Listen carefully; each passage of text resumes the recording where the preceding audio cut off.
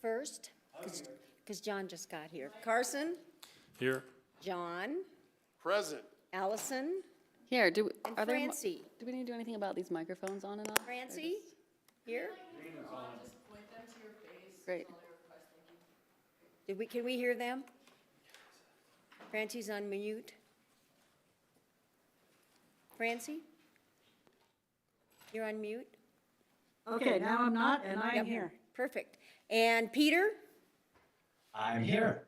And John Doyle? Here. Thank you. Okay, don't have any agenda amendments. We'll move to public comment. Do we have any public comment?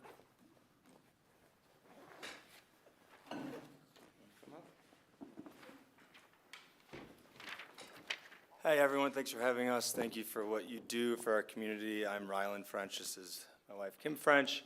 We are current residents at Hunter Creek. So we're here today to ask the board to please amend the right-sizing program to allow families that own small APCHA units to enter lotteries for larger units.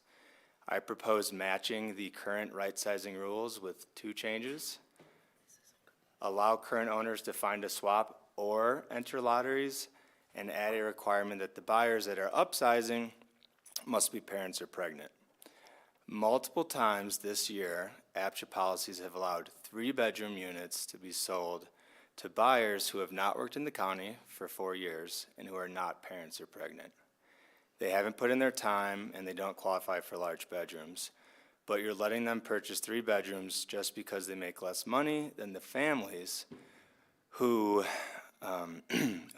can't enter the same lotteries, even though they do meet the work history and family size requirements. Kim and I have a combined 26 years working in the county. We bought a small unit when we made less money. We started out in Aspen making $60,000 per year combined. We make more now because we work hard to keep Aspen running. Through my career, I have helped scope and fund capital improvements in 550 existing APCHA units. This summer alone, I'm helping 5 APCHA HOAs totaling 147 units. Kim's coworkers nominated her for Colorado Hotel Employee of the Year, and she won. But according to APCHA, we've worked too hard, and now our only option for a 3-bedroom is to right size or to buy RO.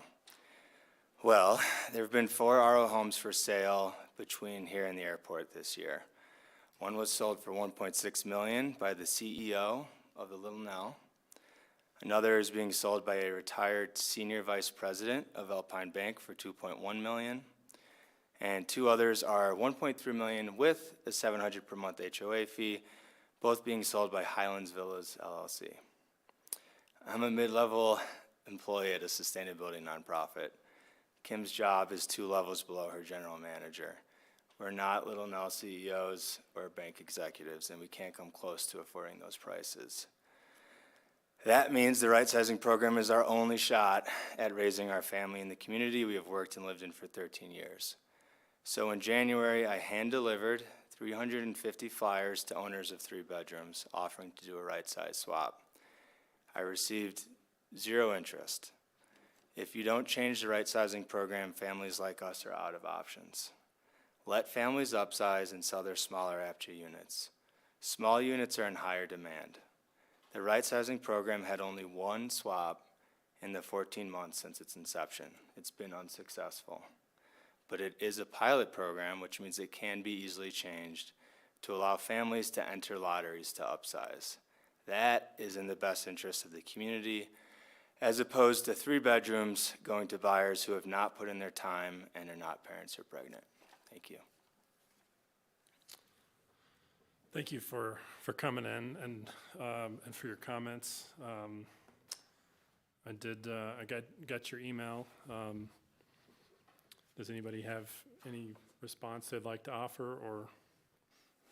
Well, my response is a question from the staff. If there were indeed people that got housing, were able to purchase and did not satisfy the 4 years or more local residency.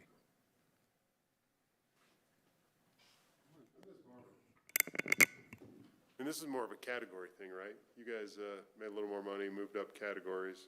Today you're considered RO. Sounds like that's going to change at some point because you've kind of stepped back from work or whatever to, I mean, this is one where the categories are there for a reason, in my opinion.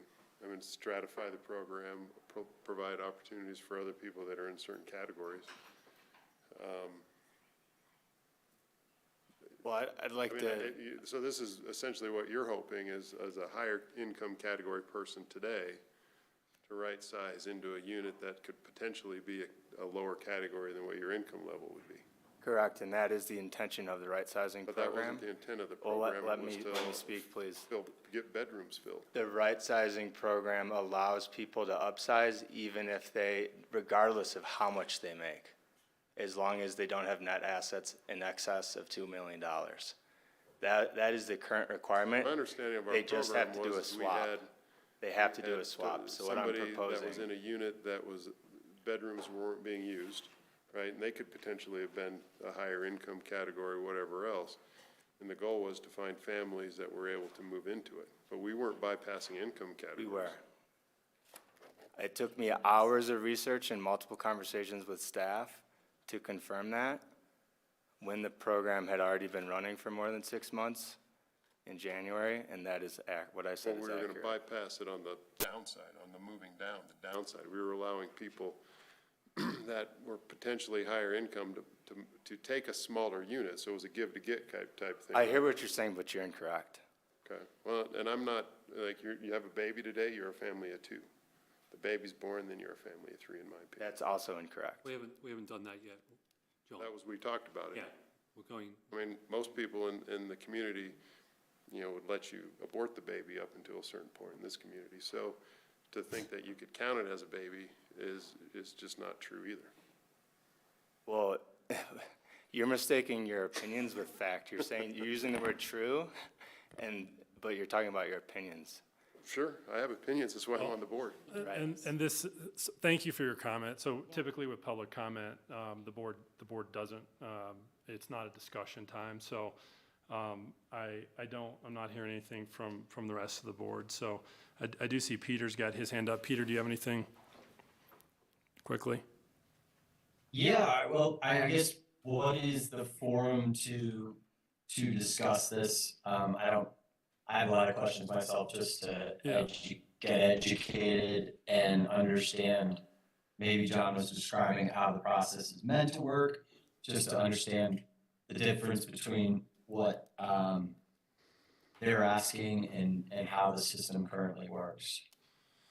So the forum for this, if we're looking at altering the right sizing program, would be at the next discussion of the right sizing program or pilot program. We can add this to that discussion, and we can certainly have this discussion at that time.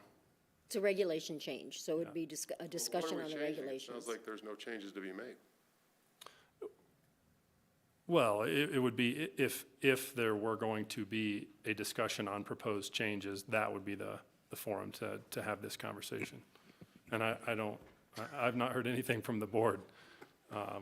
Well, I'm trying requesting to that. understand what we're changing, because according to him, we allow for the swaps up and down. We don't have a change on the infancy, pregnancy thing. Right. So what are we changing? What are we proposing to change? Like, I mean, That they be part of the lottery, not just have to find a swap. Correct. But can't you do that now? if he went and found a swap, he could find a swap. No, not, if you don't qualify for the category, you can't enter a lottery. No, but if You you're, don't have top priority. But the right sizing program, if your family size changes and you have qualified for a 3-bedroom where you previously qualified for a 2, then you can enter the lottery. That is correct, but you have to be at that category or one below. You cannot bid above your category. It's never been where you're allowed to bid above your category. If No. the board wants to change that, that is a Be- major below, regulation. below your category. Right. Yeah. Right. you're below your category, right? You can be one below or the category. Yeah, You you said you cannot could be not above bid that above your category. category. Yeah. Yeah. And Ryland, we have had some discussions about incentivizing the right sizing I know at the council level, we've had that, and I thought we've had discussions about that here, looking at increasing the availability or the occupancy of bedrooms by incentivizing somebody to move out, to a different, if they have vacant rooms, give them X number of dollars to move into a smaller unit as they're available. Yeah, and that's encouraging, and in the meantime, I just want to, well, not in the meantime, I want to point out that you do have people that haven't worked here 4 years buying 3 bedrooms, and they don't have kids or pregnant. This didn't take a lot of investigation from me. This is readily available on your websites. For every lottery that's won, it shows who won and how many qualified members they have in their household. And multiple times this year, people have bought 3 bedrooms with a single person who has worked in the county for over 4 years. So their spouse hasn't, and they don't have any dependents. So you're saying one occupant bought a 3-bedroom? Yes. I don't know if There are instances where we go down our list and we end up getting into the lower priority people because people have turned it down. They're mostly right now within the Hunter Creek properties. That's where we're getting some single people buying 2 bedrooms. I don't know of a single person buying a 3-bedroom. I would have to check on that. I don't know of any of But he's that. saying And it's a really couple bought a just 3-bedroom. Hunter Creek that has been happening in, is my understanding. Yes, and that's mine as well. And to clarify, it's not that a single person bought a 3-bedroom, it's that a couple without kids or being pregnant bought a 3-bedroom, which is a problem to start with, right? So it's And- two into a 3-bedroom. Yeah, but only one of those 2 adults has worked in the county for 4 years, whereas normally you have to have both adults. No, you do not. You are wrong. Oh, okay. In your household, at least if you're a 2-person household, working household, only one person has to have that 4-year work history. We count it as a 4-year work history. The Okay. other person doesn't have to have that 4-year work history. I was mistaken. But they would, Counted. they would rank below 2 that have it, right, in that priority list. I don't know if we No. stratify it that way. They're in the same priority as a couple that both have worked here for over 4 years. As long as one person, and it's always been that way, as long as one person in your household of 2 has that 4-year work history, you're in that top priority. Both have to be working in Pitkin Got it. County for you to be counted as a 2-person household. But only one person has to have that 4-year work history. And we always look at the longest work history. So we have some with 10 years, we have some with 2, we have some with 4. So it's just kind of a mix, and we always look at the one with the longest work history. So on your website where it shows the people that won, if it lists their household size as one person, does that mean only one of them works in the county? More than likely, yes. Because that's what I'm referencing, is Yeah. twice 3 bedrooms have been sold where your winner is listed as 1-person households. And as Cindy's explaining, they're lower priority, but your policies are putting them at a higher priority than families like us who have worked here for a long time and are having children or have children. That's why I'm proposing the change that I'm making. There could be other changes that could also address this. Thank you. I think in this instance, I mean, we have to sort of weigh, obviously, we don't want 3-bedroom units going to people, to just 2 people.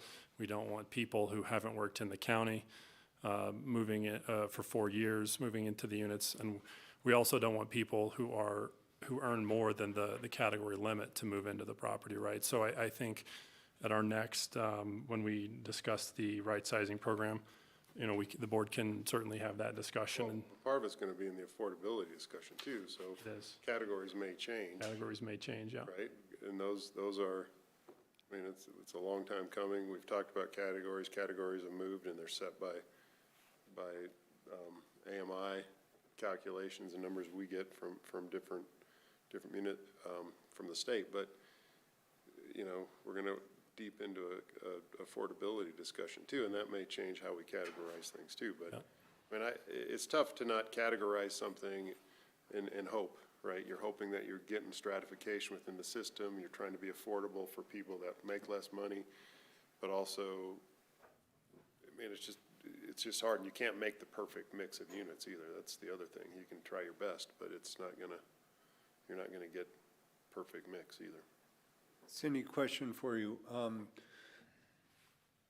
I know in the past that there have been people that have qualified for, say, a 3-bedroom, but they inspected the unit and decided that it needed too much work and passed on the option of buying it. Then it goes to the next person in line and the next person in line. Exactly. And if it gets to a point where the number of occupants doesn't match, When we run lotteries now, everybody who enters a lottery, as long as somebody's working full-time in Pitkin County and they're that category or one below, they're in the lottery. So somebody could be number 1, somebody could be number 50. We could get down as far as 50. We're not seeing that many people who are bidding on Hunter Creek, but that is one of the properties that over time, and even since 1990s, when I started working for the Housing Authority, we've had single people getting some 2-bedrooms at Hunter Creek. There at some point in time, there hasn't been a lot of interest on those as much as some of the other properties that we have had. So if it happens anywhere, that has been where it has happened. but a We don't like it either, but that's what our process is in what's in our regulations, so we follow what our The regulations are. priorities in the regulations. Exactly. Yes. What's wrong with Hunter Creek? We love. I like Hunter Creek. Why do? Well, right now, there are some issues because of a report that came out a couple of months ago, which the Homeowners Association is trying to fight. So right now, lending has been tough for Hunter Creek. And also a 3-bedroom home, I'm sorry, No, I said, we'll do loans in there all day long, send them over to us. a 3-bedroom home at Hunter Creek, 3-bedroom condo has a $1,600 per month HOA fee. So what we're seeing at Hunter Creek, We have a studio, the bank does is $1,200 a month. yeah, right, like and that's what's so difficult to watch as committed community members is it's rolling down to these people that it's rolling down to, as Cindy just described, and we're like, we love Hunter Creek, we want to stay, we want a 3-bedroom, we actually have enough money to invest in it the way that you guys want us to. We actually can afford $1,600 a month in an HOA fee, but we're being told we can't even be we can't even be that 50th person currently, right? So what you're seeing is Hunter Creek is either retirees or dual income with no kids, older people that aren't ever gonna have kids. Those people stay put, everyone else just circles. We've been there 4 years. Out of 75 units that are 2-bedrooms, there's only 2 families that have stuck around in the 2 bedrooms. They get out as soon as they can. For the 3-bedrooms, they get in there and then they leave as soon as they can. And that creates work for your staff. A 3-bedroom was purchased at Hunter Creek 6 months ago. That family already moved out. So now so then you had to do another lottery, right? Francis had her hand up. just one more thing. We have an agenda item to set the work plan for next year, and one of those options is further right-sizing incentives. So that is on the agenda. Yeah. We will, like I said, we will add this for future discussion. I mean, I think, it is, I think it is weighing sort of each of those sort of, non-top priority situations. And I think that that's something that the board, can discuss. Thank you, and I do want to point out Francie. Real quick, Francie, did you have something? Yes, I had a question. It's actually for Ryland. Is that okay if I ask Ryland a Of course, question? go ahead. Hi, Ryland, how you doing? Hey, Francie. Good, thank you. So right now you're in a 2-bedroom and you have a baby due, I think your letter said in September, is that correct? Yes. So 2 bedrooms for a couple and a baby is actually more than I had when I had my first child. And that's probably true for a lot of people, but particularly here in this community where I was not when I had my first child. But I'm just wondering, what's the problem for you with waiting until you have a child that actually qualifies, and then doors open for you. So I'm wondering, what's the urgency? Yeah, it's a fair question. The urgency is two things. One, we've put thousands of dollars into our unit currently in the ways that APCHA is hoping people will. That's like the thousands of dollars stuff, right? What we need to do if we're gonna live there with the baby is the tens of thousands of dollars stuff. Hunter Creek has a lot of issues that I'm not gonna get into right now. That takes not just money, an extreme amount of time and energy for not just us, but the HOA, the permitting staff, et cetera. We want to be somewhere that we can actually raise a family in before we start putting in tens of thousands of dollars into units. As Cindy explained, 2 bedrooms at Hunter Creek are also having an issue selling, right? They're rolling down to very low priority people.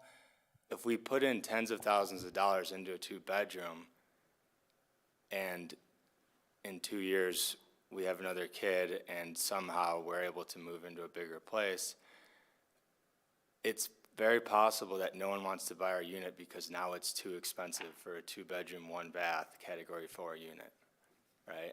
So that is one main issue. We love our place. I can't believe no one wanted to do a right size swap. Our place is fantastic. It's also 1 bathroom and it's 700 square feet. And I just want to point out, like, every 2-bedroom that you've built in the last 15 years has had 50% more square feet than that and at least 1.5 bathrooms. I don't feel like I have to explain why having 1 bathroom is difficult, and why having 700 square feet with no storage is difficult. So that's one issue. The other is, the second thing I talked about was my second part of that answer, right? Like if you've got one parent giving a baby a bath, the only toilet in our condo is literally 3 inches from the edge of that bathtub. Awesome. Thanks. All right, thanks, Ron. Thanks, Francie. Yeah, I think every equation has like an order of operations, and from before any of our time, the order of operations in APCHA was that we put earnings categories at the bottom. You know, well, it depends on how you consider it, but like Cindy said, the one thing you can't do to even be in that bottom 50th spot is be out of category. You can be out of your work hours for one person. You can be, your occupancy can be off, but you cannot even be part of it. And so that is a regulation discussion for us to talk about, like, where that fits. One clarification before you guys step away: you're just asking to be in the balls that get picked out. You're not saying this should, you're saying you want to be in that pot because you want to be above the people who are not meeting occupancy, but you're not suggesting that you be above the people who meet category. Correct. So it's still a gamble. Yeah. This may not ever help your situation because you may never win. You know, it won't ever go to you first. You know, that would never go to you first. You're just hoping to trickle down to you before occupancy. And right now, the permutation of our equation is that you would be at the very bottom, to the point where we don't even have that as an option to bid because it would be so far down, essentially. So that's just how I've been framing this when I found out about the situation. That's a good point. Thank you. Thank you, everyone. Thank you. Okay, we will move to Board of Directors' comments and start with Francie. You know, at our last BOCC meeting, we did make a decision to start putting the language together for putting an initiative on the ballot for affordable housing, and I just wanted to fill you guys in on that. So I'm sure some of you were following it, but basically we have agreed that we would like to participate in an additional 250 affordable housing or deed restricted units. And that's including the things we do in partnership, that's including Phillips. And so the ballot initiative is It's about an $8.5 million a year initiative. I think it's 1.5 mil. So for a house that's worth $1 million, I think it's $123 a year. We're working on the language. We're close. Obviously, in the hopes of getting it to pass. Obviously, we have a lot of grave concerns about putting a tax issue on the ballot in a year when everybody's taxes, or most people's taxes went up. A lot of those people in affordable housing, their taxes did not go up. So, we're hoping for votes from our constituency, from the APCHA constituency. It's an uphill battle. I think Kelly will probably be at the forefront of this battle. I'm sort of at the forefront of the airport battle, so she'll probably carry the torch on this. I'll support her as much as I can, and so will the other commissioners. But I just wanted to fill you in on those details because you didn't read it in the paper. Thanks, Francie. Peter? Yes, I just have many questions for Francie. I probably need to grab coffee with you, Francie, sometime, if that's okay. Just to, I guess my question now is just where does APCHA fit in when the county has this larger fund for housing and the city has their fund and APCHA will actually be managing the county units that the county's developing or acquiring or creating. And I think we've talked a lot as a board about helping the community understand APCHA's role and the APCHA board. And I'm just curious with this ballot initiative, how it's being explained, the different providers and of affordable housing. Well, that's a really good question, or series of questions. So APCHA has never been a development company. APCHA doesn't build units, it doesn't create units, it doesn't fundraise for building units. And we're not in a position as a county to do an initiative on our own. So it's hard to say, Peter, where we're actually going to go in terms of our relationship with Peter with each of these, with APCHA with each of these units, because we don't know who our partners are going to be on these units. So there isn't any project that we're looking to do entirely on our own, including Phillips. So we have nascent relationships with quite a few entities, the hospital, the school district, the ski co, and others, Habitat and RAFTA. And what we're trying to do with this initiative, with this ballot initiative, is to have some money to bring to the table so that when there is a project that can be initiated, we have some say in how, one, it's built in terms of environmental standards, two, to whom will it be available, because we believe strongly that our essential workers are, I would say, first category of need. There are others, of course, but so, we're looking at firefighters and healthcare workers and teachers and snowplow drivers and those kind of people that have to go to work every day and are currently driving a long way. So in order to have a say at any table that we're engaged with, we have to bring some money to the table. So that's really what this initiative is about, is creating affordable housing that meets our expectations. And as you know, Pitkin County's expectations for environmental sustainability are really high, and also our desire to provide housing for those who contribute to our community is really high. So I'm not sure how that's going to fit into APCHA exactly. I don't think we know at this point.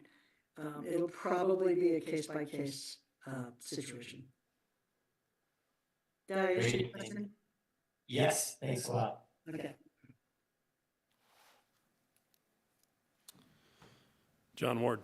So, Francie, this is probably for an offline discussion, but, I read the article in the paper or I didn't read your article today. I saw the cities, I read the headline. City article about building more housing.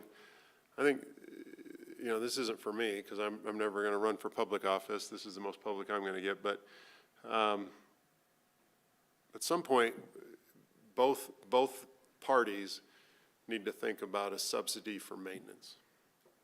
Right? It can't Well, be. that's part of our thing. That's actually part of our thing, John, is, if you look at the ballot language, it has language for, we're not actually calling it, I don't think, capital reserves, but it talks about preservation, maintenance, and so on. It also talks about the unhoused and how to help them, so we're trying not to restrict our use of these funds to Well, just I think you building new guys, I mean, buildings. and we can talk about that too, but I think you guys should do project specific.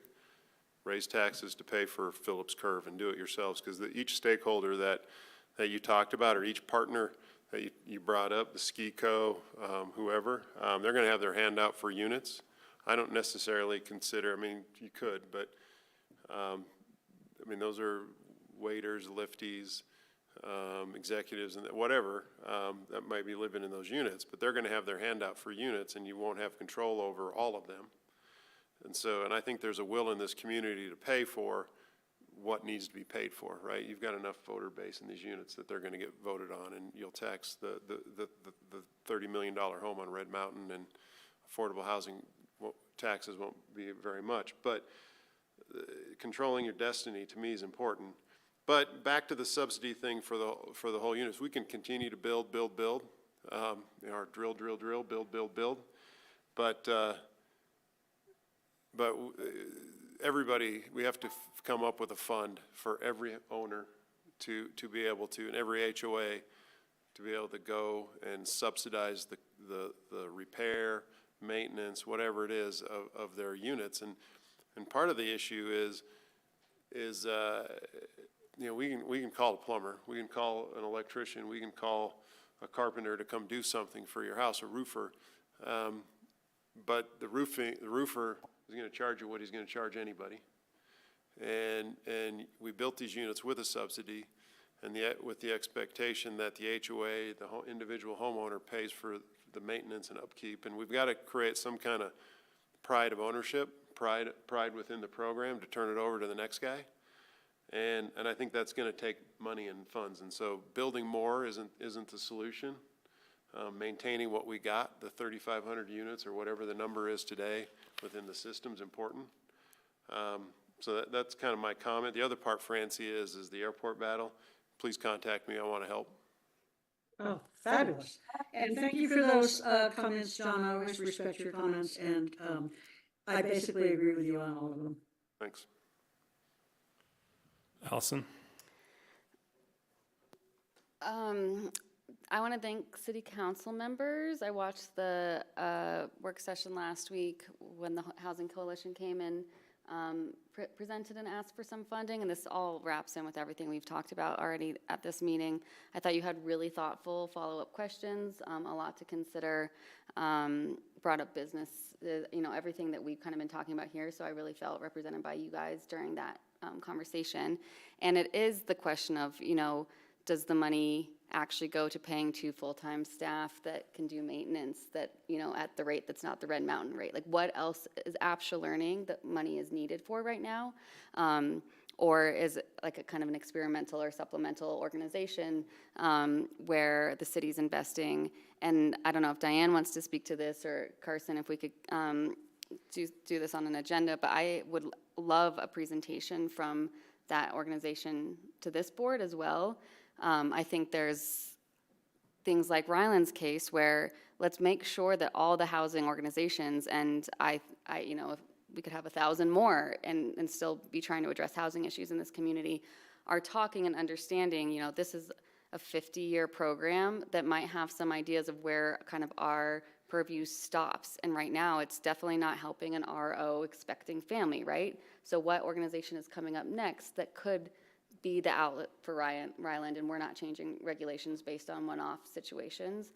I think it'd be incredible to hear that two-way conversation with the Western Mountain Regional Housing Coalition on what we are hearing or what we are unable to address with where our hands are tied and where that supplement comes in, and it's a big housing puzzle pieces and not mushrooms. I don't know if that was a response. Okay. And I had already written this down, and Francie did a good job of clarifying, because we also heard during public comment, well, when you guys built 2 bedrooms, you build them 50% bigger or whatever. So I already wrote it down, because I think communications and clarifications with the thousands of public that I know are watching this meeting right now, that APCHA does not build anything, and then Francie brought it up again. So we are not the developer. I think that we've had the courtesy of things like the lumberyard coming and keeping us updated. But this organization, which is very hybrid, we talked about it last meeting, between, quasi-government and staff and regulations and who has the final say, is not actually APCHA is not building new housing out there. So I just need to clarify that when I hear it come up. I hope I kept it short enough today. Thank you. John? Nothing for me today. Ward? Yeah, in our discussion on work plan, we do have an item about sustainability of the existing stock, and that's something that John has mentioned. I mean, it's an identified problem, and we've identified that there's the competition for workers to do this is pretty stiff. So you buy subsidized prices and pay full price for maintenance, the maintenance that's needed to maintain the aging stock. So we've been talking about it for a long time, but shy of actually hiring licensed plumbers, electricians, carpenters, et cetera, and putting it as a division of APCHA or the city or the county.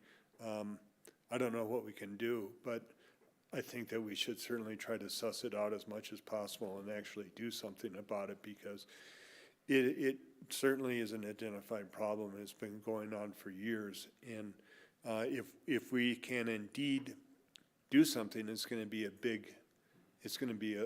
it's not going to be inexpensive, and we're going to may have to wind up expanding APCHA, expanding a department in the city or the county, but it's something that I think we need to address because of the deteriorating assets, the deteriorating. Sorry, we did the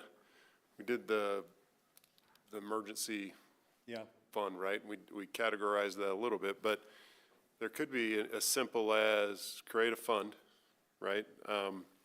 Similar to that, but we go out and it's open to anybody. Hey, I need to paint my house, right? Go get 3 bids. Here's what the 3 bids came back at. APCHA or the city or whoever that fund is going to fund, at a 30% subsidy or some number, right? Pick a number. Yeah, I think those are solutions that we should discuss. Yeah.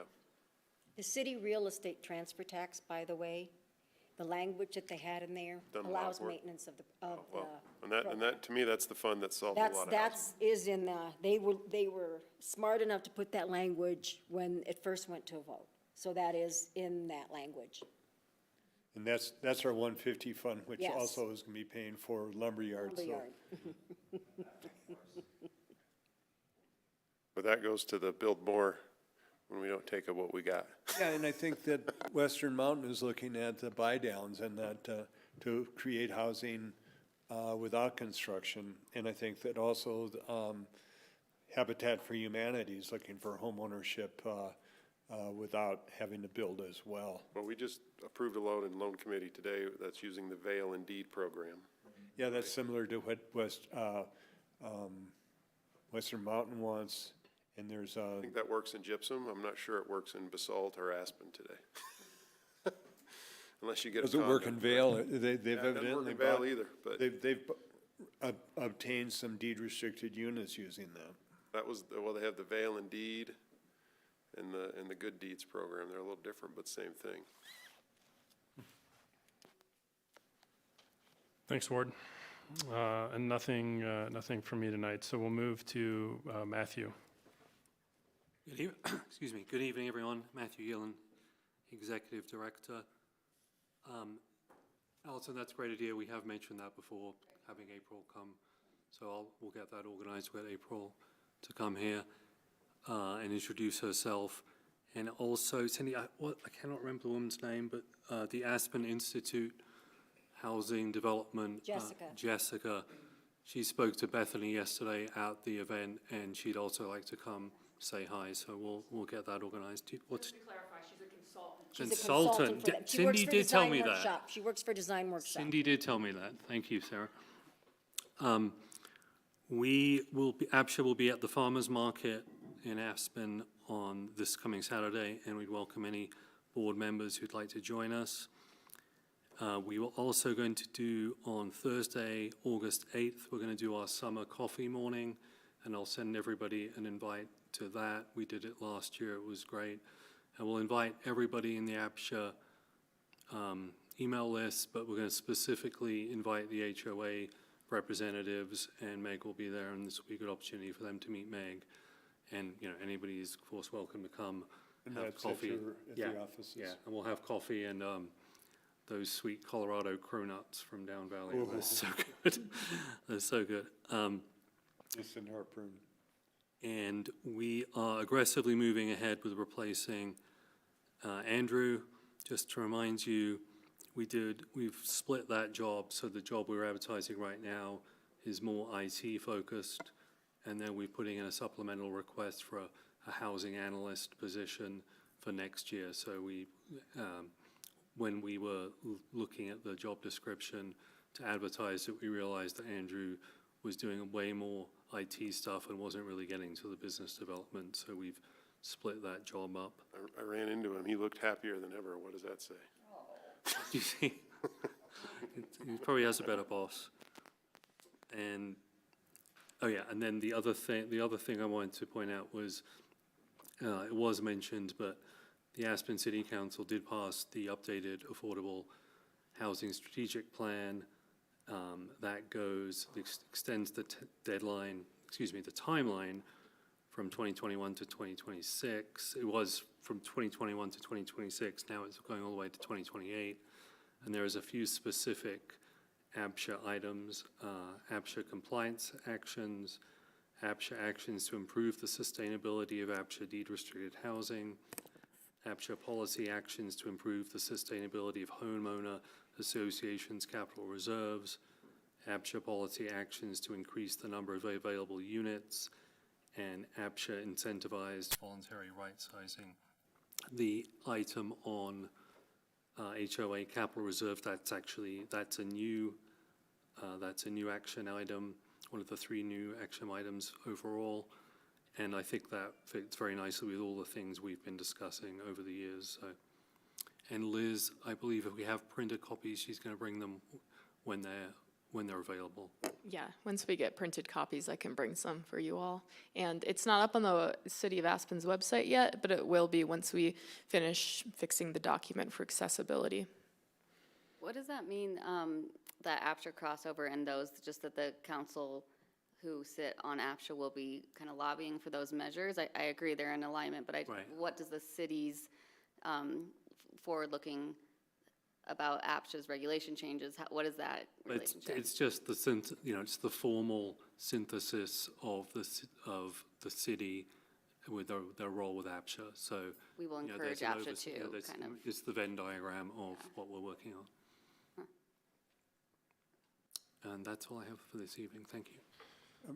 Matthew, what exactly is a housing analyst? What are they going to do? Well, I envision this specifically working on the board's requests and also relieving Liz. Liz has actually been spending about 60% of your time, I got the wrong way around, working specifically with APCHA when she really has overall responsibility much more throughout the entire city. So, Liz has been incredibly useful, so, we're trying to magnify that, and I can give you more answers at the formal budget presentation. Okay, I'll look forward to that. What are you going to do with all that time, Liz? All good things for the city. Great, Cindy? Just a reminder that there are some rental units available that we're advertising and some ownership units, so make sure you sign up for notifications. The employer unit that we will have at Hunter Creek, the 2-bedroom, we're hoping to start advertising that in about 3 weeks. We are requesting an inspection to be done first before we start to advertise it, so that the current owner knows what will probably be expected that needs to be done, because it's an older unit that hasn't really been modified, so we want to get that inspection done first so that we can have some type of an idea of what type of work needs to be done in the unit. And that'd be responsibility of the buyer? Well, we're hoping that if some of the stuff can be done prior to it that makes sense to add to the price, then that's kind of the way we want to go. Because the price of the unit is for a Category 4 is very affordable. So that's Category 4 income restricted, so It's going to be a Category 4 rental, it's it's a rental. we're lucky on this one that the deed restriction for this employer unit is maxed. I believe this one is at 6%, but we would put a new deed restriction on it that it will then go forward from 3% or the consumer price index, whichever is less, in perpetuity as well. Because this is also one that sunsets. So we are able to put an updated deed restriction on it as well.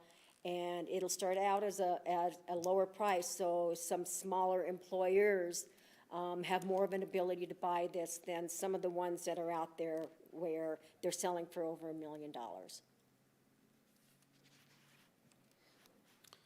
Okay.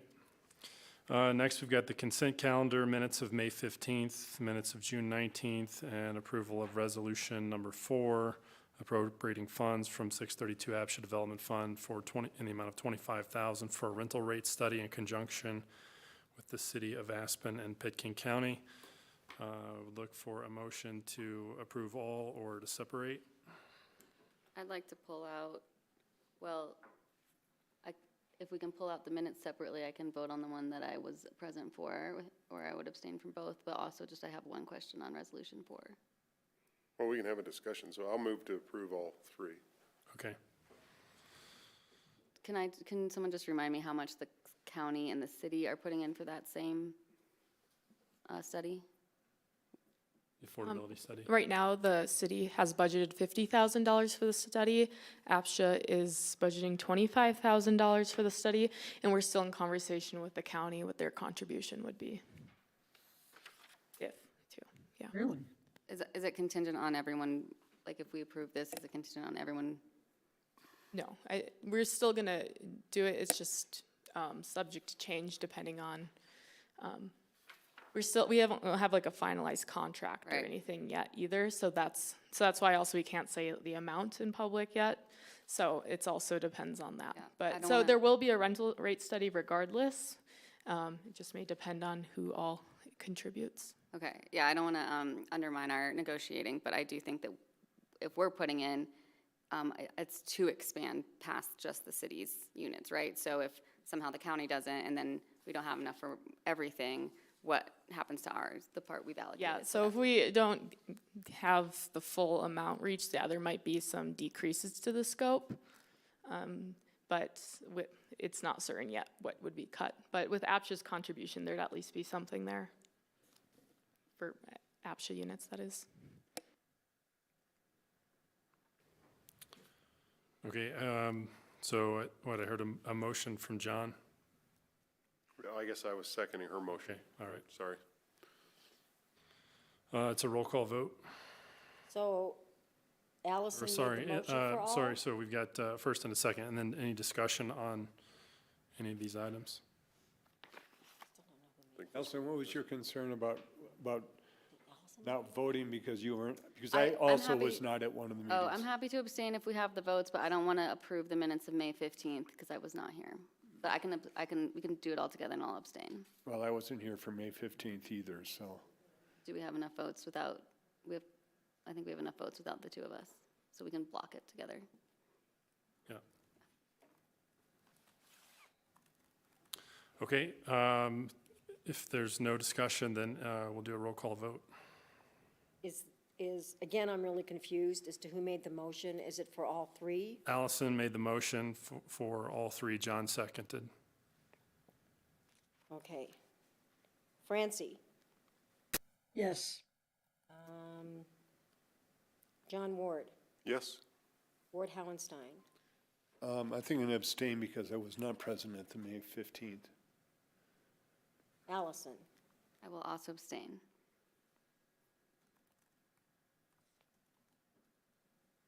Well, then I should abstain because I was not present in the June 19th meeting. Okay. I'll change All right. my vote to approve. On the June 19th meeting? I'll to approve all three issues. And I don't know why you think you need to abstain from the minutes from a meeting if you read the minutes and people are in line with it. Sounds like I missed a lively discussion.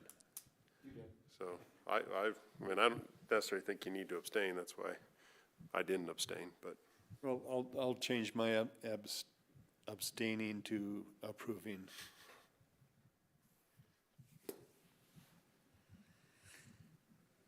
Okay. And I also vote yes. I Okay. think we have it. I think we do. Thank you. Got that straight there, Cindy? I think so. that'll be a good discussion for the minutes next month. Yeah, right. Okay, we'll move to approval of first reading of Resolution 5, adopting amendments to APCHA regulations and setting a public hearing for August 7th. So I'll move to approve.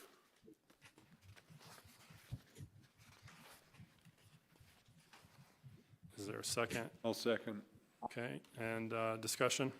So I thought there was an issue getting these transcripts. I'm happy to speak if you'd like, Carson. Go ahead, Bethany. There is one vendor right now that has been found that can get the transcripts for us. The process is that our qualification specialist will email the company on a daily basis the list of applicants that have submitted packets. The company will reach out to those applicants and request them to fill out a form with and provide payment directly to that company. Once the tax return is provided back to them, it is also provided to APCHA as well as the applicant. We're hopeful that the whole process will take 72 hours thereabouts on business days to get those tax returns back. The IRS is still making amendments to how tax returns are received, but this seems to be working right now. So we do have a vendor that can help. Well, so do we do, there's two questions there. Do we provide disclosures that time of people qualifying that says, hey, this is what we're going to do. This is our process. You're going to provide your tax returns.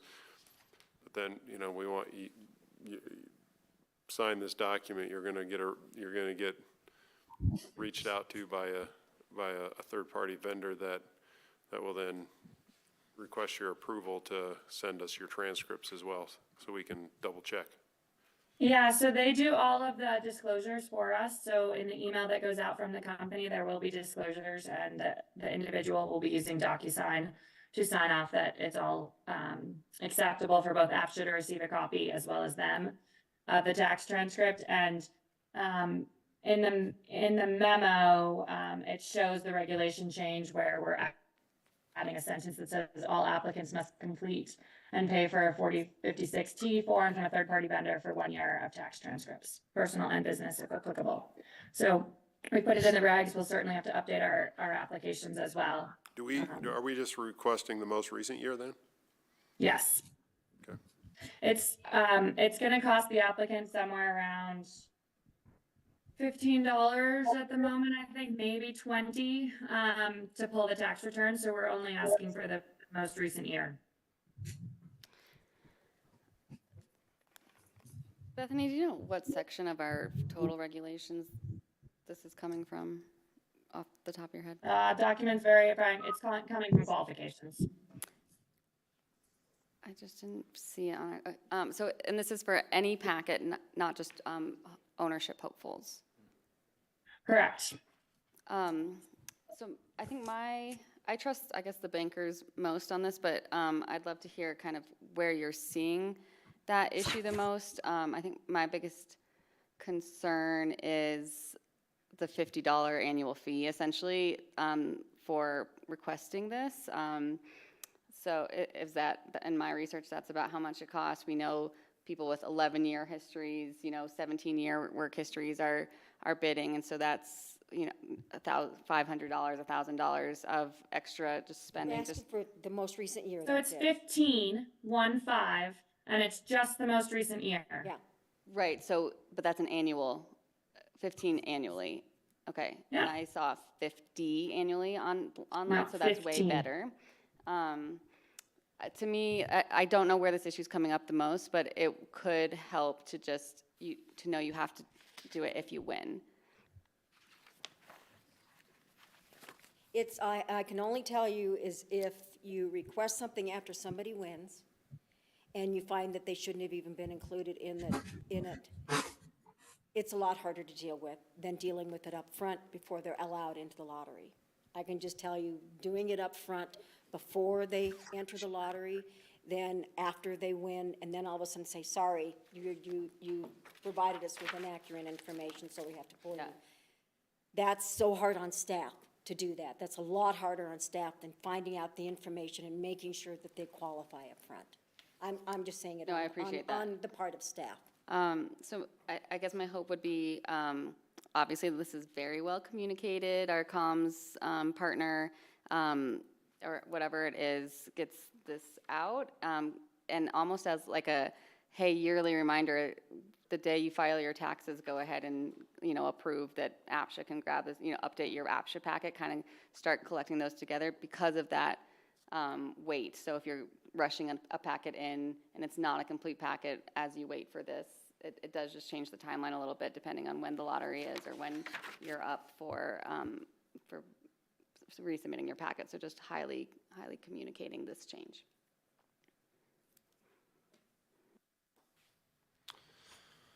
So the only question I had was if we should change 1 year to most current year of tax returns or of tax transcripts.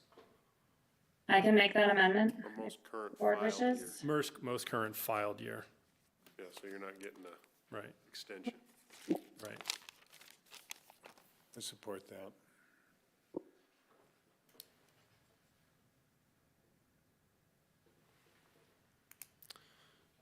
Any other discussion?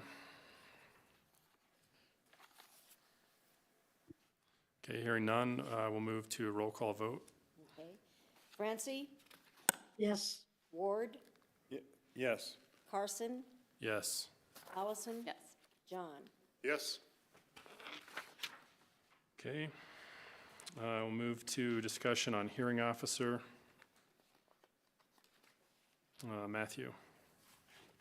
We are asking for, you guys have talked about the hearing officer and various forms, but we're asking for a formal direction from you on what you'd like to do. We suggest that you discuss mixed performance with him, and that would be a public meeting. And then if you'd like to, you can do whatever you want after that. The hearing officer is hired and evaluated by the APCHA board, not by staff, so it's entirely your decision. But upon discussion with Tom, we have outlined in the memo the course of action we recommend. I have a question if that shouldn't be an executive session since it's a personnel. Tom, correct me if I'm wrong, but it's specific, we did discuss that with Tom, and he specifically said not an executive session. Can you hear me all right there? Yes, sir. Yes. Okay, well, I checked the open meetings law on this question. The availability of an executive session for personnel relates only to employees, and it does not include independent contractors. well, So, and it does use that terminology. So, based on my experience of encountering in the courts very strict construction of the open meetings law, I do not think it would be advisable to meet with Mick in executive session. Well, real quick, say what you just said about determining a hearing officer. It wasn't, did you say something to the fact that that was up to APCHA No, staff? the exact opposite. Okay. Forgive me if I said that correctly. The hearing officer is entirely hired and evaluated by the APCHA board. So question becomes, this is cop-out, but why, we don't need to have a meeting with Mick. He's a subcontractor, right? We can put an RFP out, see what responses we get. The reason we chose Mick last time is he was, I want to say $50 an hour versus 300. But we can see who we get as candidates, and we can just choose a different direction, can't we? Yeah, if you would like to do that. It seems to me that we owe Mick an opportunity to say what our expectations are and what our concerns have been, and see what, how he responds to that. Why? So He's a subcontractor. You can hire and you can engage him and you cannot. even though maybe it's not following all the standard personnel things, I think that any conversation with Mick would be fruitless if we don't, among ourselves, know exactly what you're saying, Ward. What are our expectations of this role? What are we evaluating it on?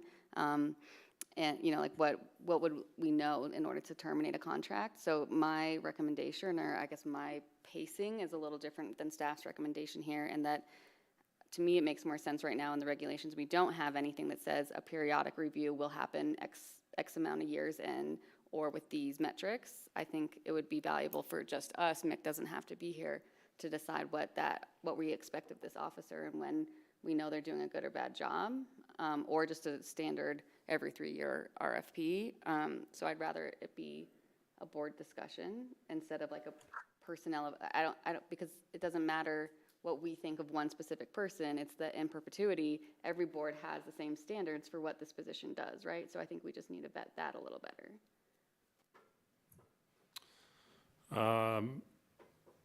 Tom and then Peter.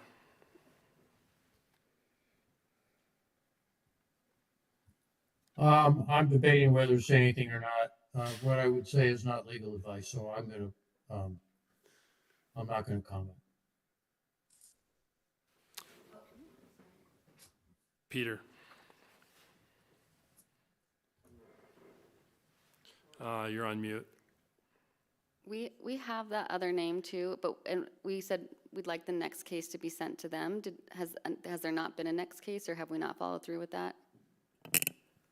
There has not been another case, and it's unclear if that is possible, because Mick is the primary hearing officer.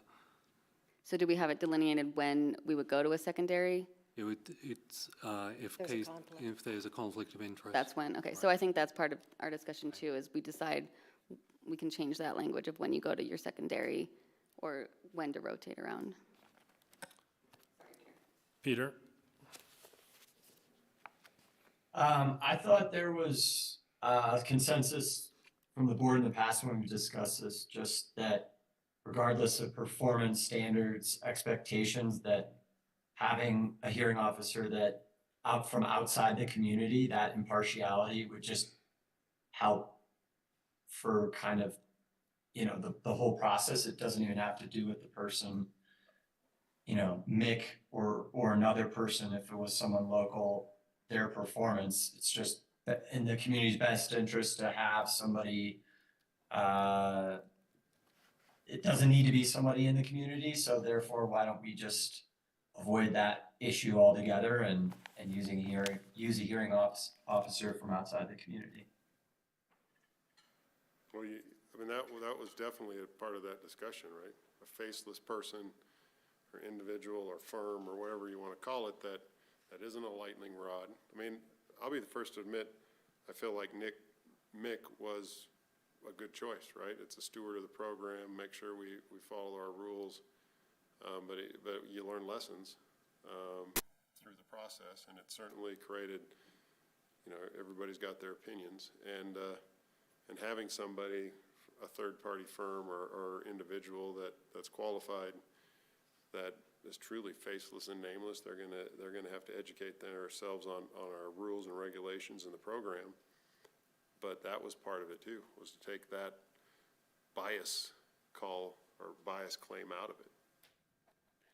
Yeah, I think, Tom can correct me if I'm wrong, but I think that the courts have determined that it's not a conflict of interest for Mick just because he's in the program and has expressed opinions on it. I think there was an instance where perhaps he did some investigating on his own instead of hearing the information that's presented before him. Well, and I didn't think it was when we hired him. Perception's 9/10 of what people think. And to avoid that and avoid the claims in the paper and claims in public, I think we can get better representation too, just in a timely fashion on some things. So I think we should go for it, just send an RFP and see what we get. And then we can determine, and we can work on our resolution that says it gives staff discretion on who to engage in a case. It doesn't have to be a primary versus a secondary. It should be who staff or executive director or whoever determines is, maybe it's Bethany, I don't know, but whoever determines the officer at the time. I'm in agreement with John. I think it's been 4 years, and, I do think that having somebody who is nameless and is not, doesn't have any, we see these same issues, and the courts, the courts have certainly said that is not a conflict, but I do think it's worth us at least evaluating to see if there is other interest in the hearing officer position.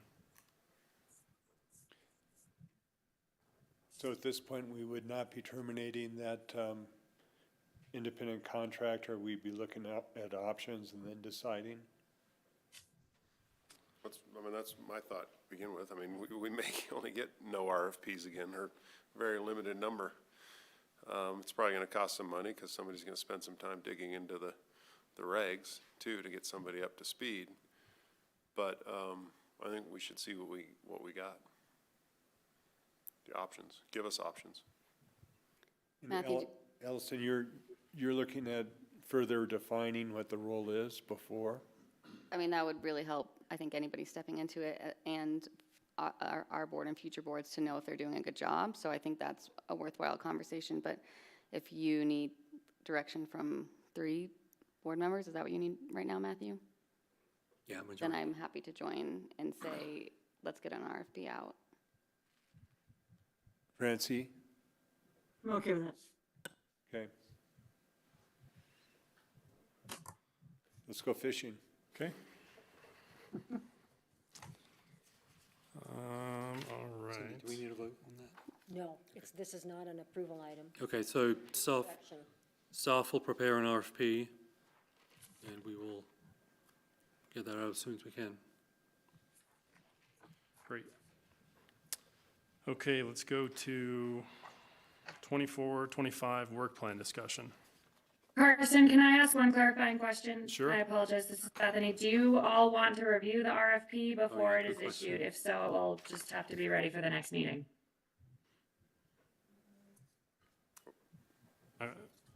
I don't need to. I don't necessarily, we should have a form one we put on last time, so.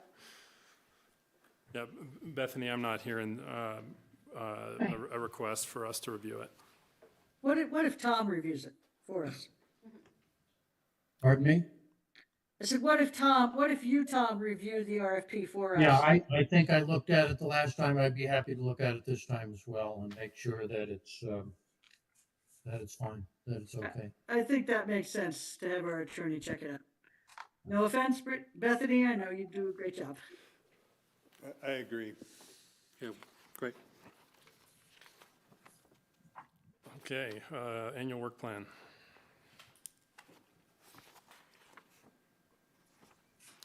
This is in response to the board's request to not bring a pre-baked work plan. Work plan is set yearly under the IGA, laying out the what the board would like to work on and directing staff to work on that. So we've put in some ideas, but we're this is up for your discussion for you. We don't have to finish it today. We've got plenty of time, but I'm looking forward to a discussion on what you'd like to do for the next work plan. Is it possible to get what packet materials on the screen for us to all be looking at?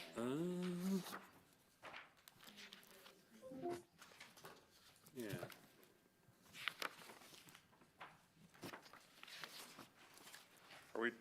What's the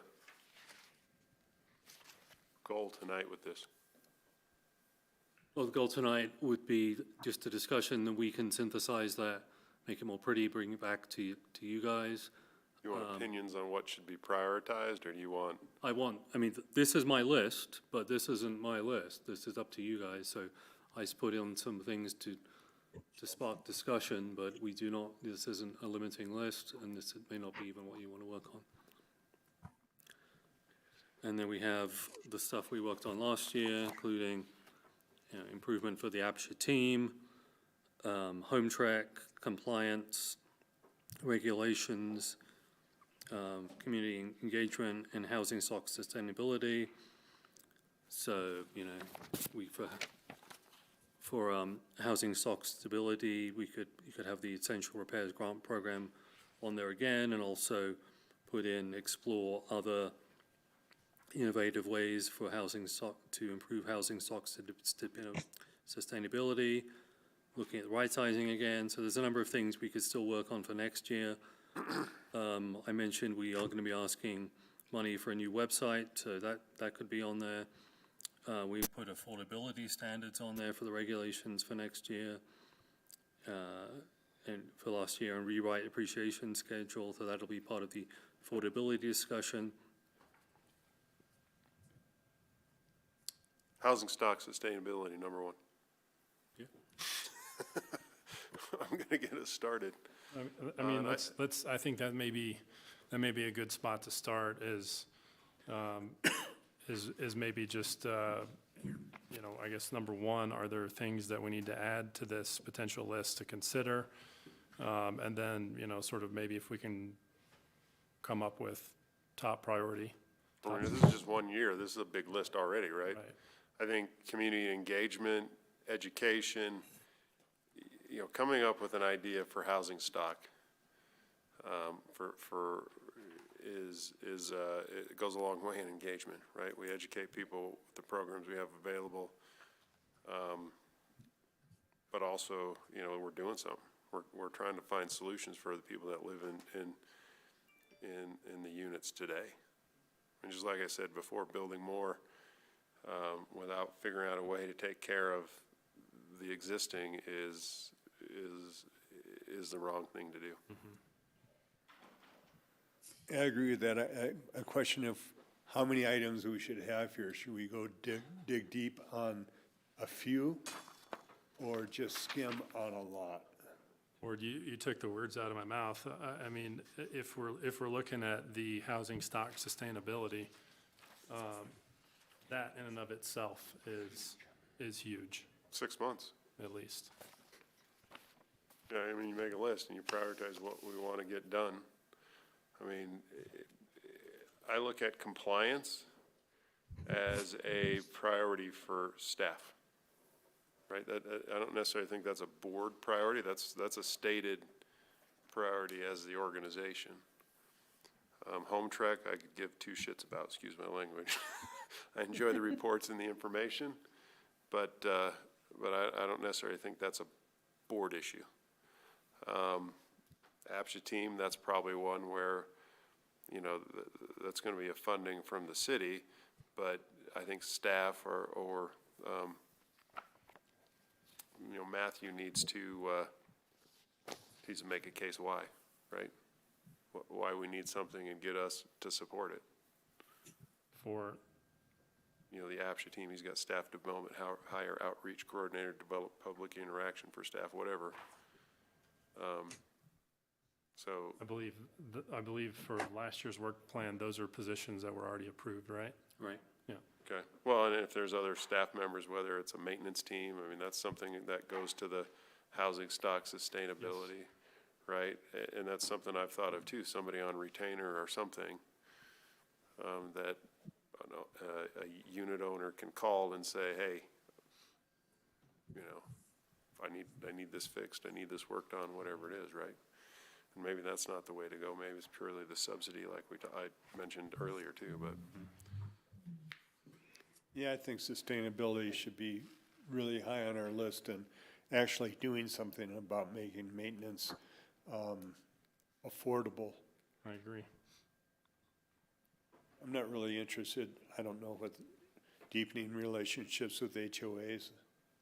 Well, I mean, you know, I think that is one that you could, I think when we talk about housing sustainability being so deep, I mean, I think the deepening relationships with HOAs it's part of that discussion.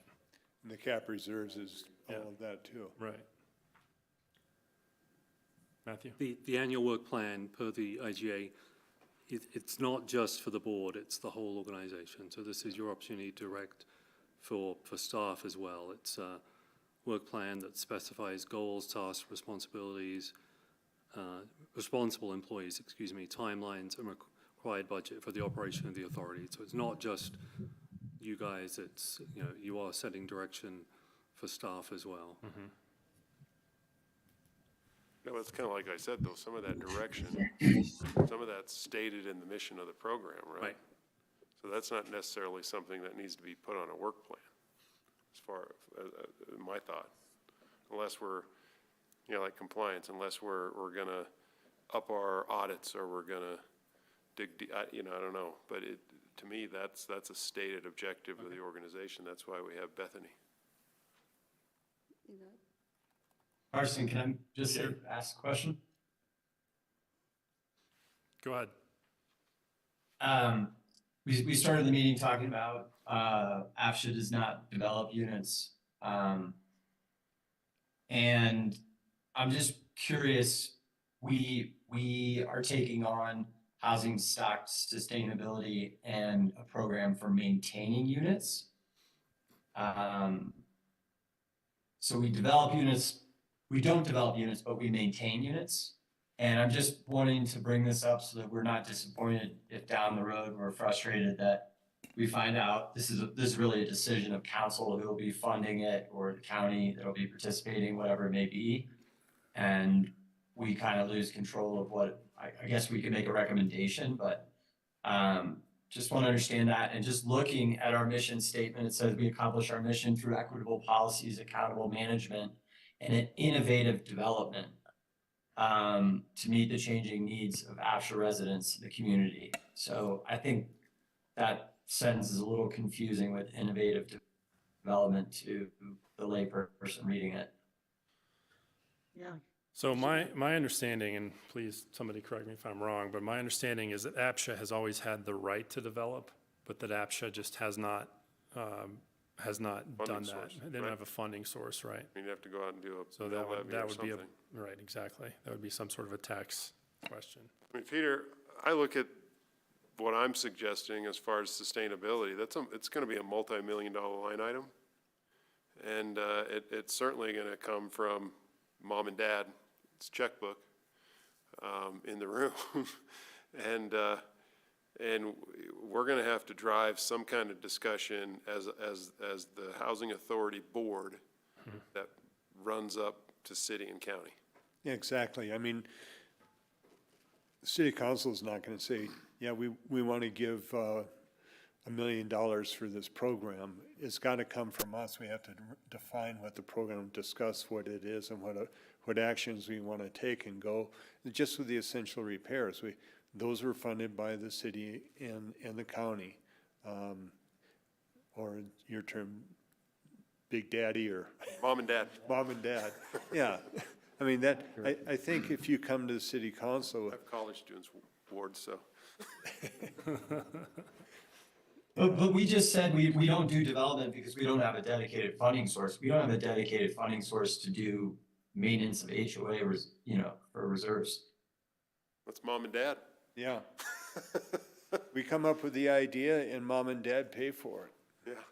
You also have the ability to do some policy changes in the regulations, and then possibly that we can carry forward to the deed restriction that will allow people to maybe get more capital improvements with regards to HOA items, like repairing, if you're part of an HOA and you have to replace your roof, maybe every single owner there gets a certain percentage of that capital improvement. So there are some, and that's one of the things that we want this housing policy analyst coming forward, to look at ideas like that we can bring to the board, that you can discuss and everything, and then take to the city and the county to see if they think that that's worthy of us to move forward with. Francie? Yeah, I'm not sure Peter was aware that last year we decided to ask the city and the council for funds for capital reserves, or at least for repairs, and we started this new repair program. Diane could probably speak to it really well. And you came to the county and you said, we want, I think, $100,000 or $10,000. Anyway, and I was just like, well, that is not enough money. You need to ask us for twice that. And so, Diane, maybe you can flesh that out a little bit. I just wanted to say that I'm pretty sure, as the BOCC didn't expect that to be a one-time thing. I mean, I think we recognize our responsibility for maintaining the housing that we have. And that's one out of 3 points on our ballot initiative. That is one of them, preserving units, whether it's existing units or new ones. But why don't you speak to that, Diane? What happened with that last year? Sure. Real quick, I believe you were speaking about the pilot grant program, and I think on your consent agenda, you just approved the request to ask for the same amount of money this coming year as you did last year. Additionally, based on, I can't remember if it was the last meeting or the meeting before that one, you all asked, it was during the discussion that you had with Liz, because there was discussion about, like you talked earlier today, hiring either staff to or doing group contracting to get lower price maintenance. The APCHA staff will be bringing that back on an upcoming agenda, and it'll likely be probably not before fall, because I think you all have pretty full agendas coming up.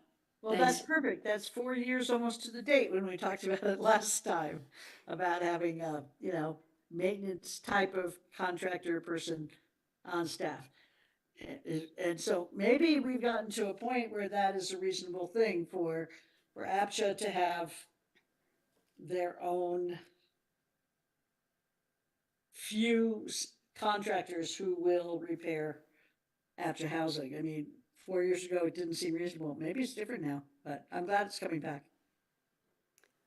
I'm coming at this discussion, I think, more from Peter and Cindy, like what, as the board, if our biggest thing that we can affect is the regulation changes, like what we can do would be our goals for next year. So I love that Cindy has some ideas, or that we have the idea to have ideas. And I would direct, I guess, if sustainability is our number one thing, and I'm fine with that, like the little sentence about it, to say, like, explore regulation changes, or, APCHA board will blah, blah, blah, like the things that we as the department and the board can do, so that our biggest goal isn't to write a memo, and I think we should go to the county and the city and get money for these kind of things.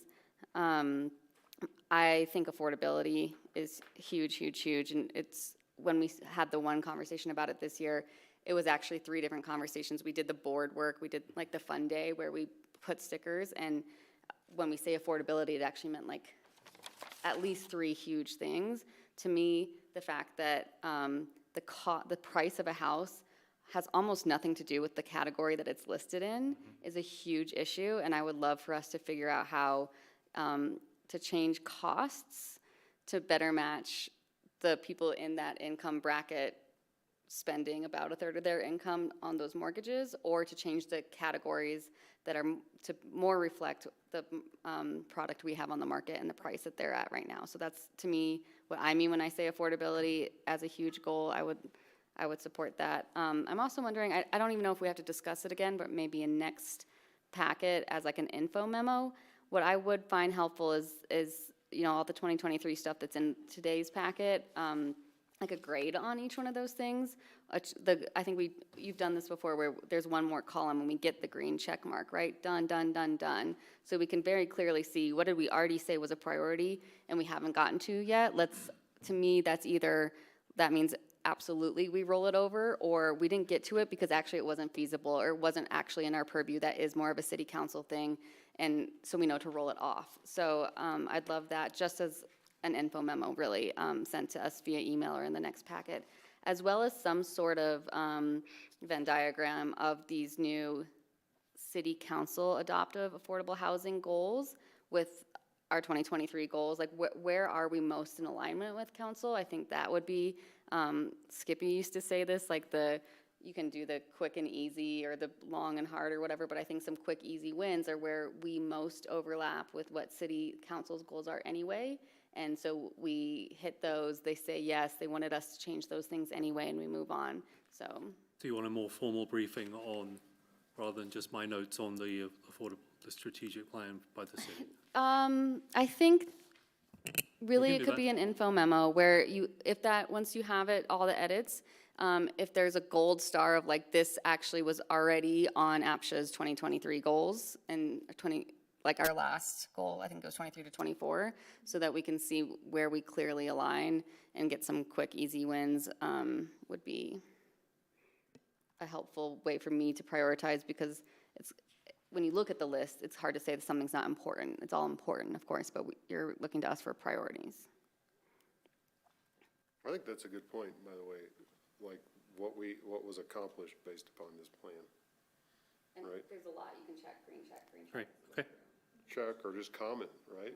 I mean, you've got a spreadsheet here, you could put another column and just. Yeah, and I think on the affordability and the housing stock sustainability, I mean, I think we've seen some of that where, I mean, we talked about the Hunter Creek unit potentially putting money into that, and then listing that for sale. I mean, I think that is Isn't some of this a function, though, of just the number of times some of these units have traded and? Right. it is. Right. Percent. But that's a land use code change at some point to change category or change, isn't it? I mean, it would, just so. You don't have the arbitrary Yeah, you ability can't to just just go change a move it up to the category. full category. It's in the development process. Only the city or the county, depending on where it is, can really say, we want to change the category. Of the property, but we could change who is in that category. We can change the we can human go through, category, yeah, not necessarily the incomes property and stuff category, like that. yeah. I think based there on should the be, I mean, affordable this stuff. goes to that too, but I think if we get units that are, somebody's lived in for 20 years, unless they've been immaculately maintained by that person, there's probably some dating, there's probably some work that needs to be done. We, as the organization, should buy that unit, because we buy it to begin with, right, and sell it the same day. But we should buy it, update it, whatever needs to be done, and then sell it at our cost, right? So purchase plus cost to improve it, or cost to do the maintenance that hadn't been done. To put it at a certain level, I mean, that just goes to the Woody Creek project too, but put it at a certain level that you're turning it over to somebody and they're not strapped with having to take care of that. Right. Without solving all the problems right now. I mean, we do that now when they're in disrepair, right? Like we have moved forward that when we get something, we will take it on, and I mean, we have done it, Alison, but it doesn't mean that we do it. always do it. We do it, we have the opportunity, a very clear opportunity, but it's not a, That's the point Well, of that but to inspection. me, that exact example means the system's working, and that would be the cheapest available thing, and the status of the home would kind of match that cost, because if it hadn't been sold, then it didn't rise up in value, right? So like you are getting something that's cheaper and not as in good condition. That's actually free market right there. You know, that works well. So if we need to keep category ones cheap, one way to do it is that all the ones that never sold, well, but what the cost really, like you said, is how many times it's sold, not what the quality of the product is. So some way of aligning the quality and the cost even would be I helpful, wasn't but. concerned about the category ones. I'm more concerned about a category 4 that sat for 20 years at the same level and appreciated a certain amount. Nobody's done any capital reserves, so you haven't had your 10% at every transaction. And then all of a sudden, it comes on the market 200 grand less than the other cheapest category 4, or whatever Right. that number is. And it's actually cheaper than a category 1 or 2, and you sell it to a category 4 person. That's where APCHA has the room to go in and do a bunch of work. Yeah. Yeah, Sell it at category 4 levels, So you right? either, yeah, it could, I guess if you can sell it as Cat 1 instead, but that means someone who was making enough money to make all those and Didn't do it. got a great deal. So why would APCHA spend any money on it if the person has the money to do it? So, I mean, They're it is not- worth they're not gonna conversation. get I think to it the should be on our level work that it needs plan. to with 10%. from a policy Right, but they're- side, Yeah, I'm sorry, I don't mean to, just from a policy side, what if we have the ability to purchase that's $200,000 below what the higher category, that same unit that's been turned over a number of times, APCHA buys it, makes the improvements, sells it at the average or what the going rate for that is, and if there's extra money, that goes in towards maintenance and doing the same thing, so that those that, Flip program? what? The little fix and flip program we become, but I don't disagree, Ward. It's kind of figuring out a way to pay for other programs, right? And there's probably, I mean, you're not getting big gravy. I was just looking to take it to a level that has been maintained, stuff that had been neglected for 20 or 30 Yeah, years. and like Allison said, that, these prices don't really reflect anything because you've got all of these turnovers and the 10% increases for people that put into it. So that unit that's been sitting there in the same ownership for 20, 25 years, when it comes on the market, it's a lot less expensive and, as you point out, maybe in not as good a repair. So APCHA buys it, brings it up to the standards it should be, or what the Modern other. standards. What? Modern standards. Yeah, a toilet that flushes. Yeah. But, to make the improvements and then sell it for the price that others in that same category are selling for. And it might be a way to, since APCHA would be buying at a lower price, selling it at the market rate, if there's and after making the repairs, if there's more money that APCHA makes, that goes in towards a maintenance program. I think that's a reasonable thing if we could do something like that too. I mean, we're getting into the weeds You now. get into This the is weeds, for policy and, I discussion, mean, but- you've got HOA considerations to look at of what shape is the HOA in. I mean, there's a lot of, that's why, we talk about, Peter, I see you there with your hand up, but that's why when we talk about just the depth of this problem, I think, you scratch the surface and all sorts of issues pop up, so. So let's put it on our work plan to get into the weeds on this. please. Spores, I'd call them Peter. spores. What? Spores. I wonder if an area we can help or is in the development neutral programs. I know as the city's housing strategic plan, that area hasn't made as much progress, including the swaps. But again, if we're not in development, maybe we can contribute in programs or policy that helps, again, with the development neutral solution. And then I would love to find an area within the rental program that we can help at the entry point.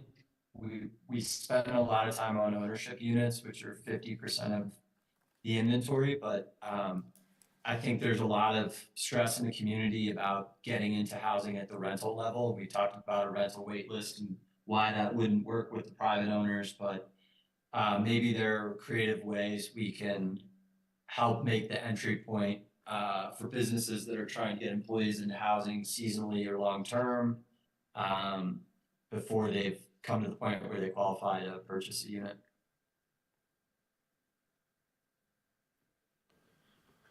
And I want to say one last thing. I remember, gosh, I can't remember when this meeting was. Diane was there, was in the Octagon room over at the Aspen Institute joint meeting between the council and the county, and they were talking about the capital reserve study, whatever's done in 2010 or 12, and it seemed like the capital reserve shortfall for the limited number of HOAs that participated was like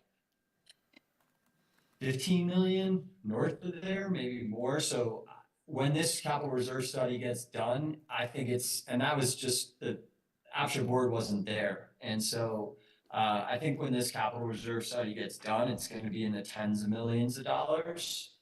And therefore, I think as the board, we can make a recommendation, but it's also always going to follow the mom and dad when it comes down to those dollar amounts. Well, and that's where I was thinking too. That's why I think it's a multi-million-dollar line item, because you're gonna not only partner with, I mean, the small stuff, the little bitty, the wins are gonna be individual owners, but the big stuff is gonna be figuring out a way to supplement HOAs that are willing to do a, capital reserve study, plus then also come up with a plan that we're gonna do this work, and here's what it's gonna cost, and then APCHA or whoever, mom and dad funds a 30% subsidy to that work. But is that rewarding bad behavior? Is that? Well, the bad behavior is embedded in the system already, right? They've been neglected for years. But even HOAs that have had capital reserves, I think, are going to run into a problem of cost of construction, right? Cost to do stuff, because everything, I mean, since 2020, stuff has gotten nuts to get things done. Well, I think we can go in to make that, that sustainability issue, and if we do something with grants or staff or something, to make that available to HOA specific projects as well. Mm-hmm. Mm-hmm. Peter, a question for you. When you say development neutral, I know the city hasn't made a lot of progress on that. What do you think? Are you looking at down payment assistance? What are you looking at would be development neutral that could have a level of success? I don't quite honestly have any ideas at this time, but I just think if we're trying to stay in our lane, that might be a good one for us. And that'd be coming up with the development neutral would be like the Indeed program or the Good Deeds. Yeah, well, isn't that what Western Mountain is trying to do? Yep. Yeah. So that's where I say up here, it's gonna be real tough, right? Well, Western Mountain is regional. Condos, whatever else. So like the program I talked about today, it was a 15% subsidy to put it into a deed restricted, much like ours, program. So they were putting in, it was $1 million purchase, so you were putting in 150 grand from this program into the purchase of this property. The buyers were putting in 10%. The property was going to be deed restricted at the subsidy purchase price, right? So from $1 million to $850. That program's that money, if you do it around here, is going to get eaten up really fast, right? Because of the price of the properties, whether it's a condo or a home, $3 million, whatever it is. That's why I say it works in gypsum, that those prices are $850 to $1 million to $1.5 million. You move up Valley, your studio condos at Hunter Creek are $1 million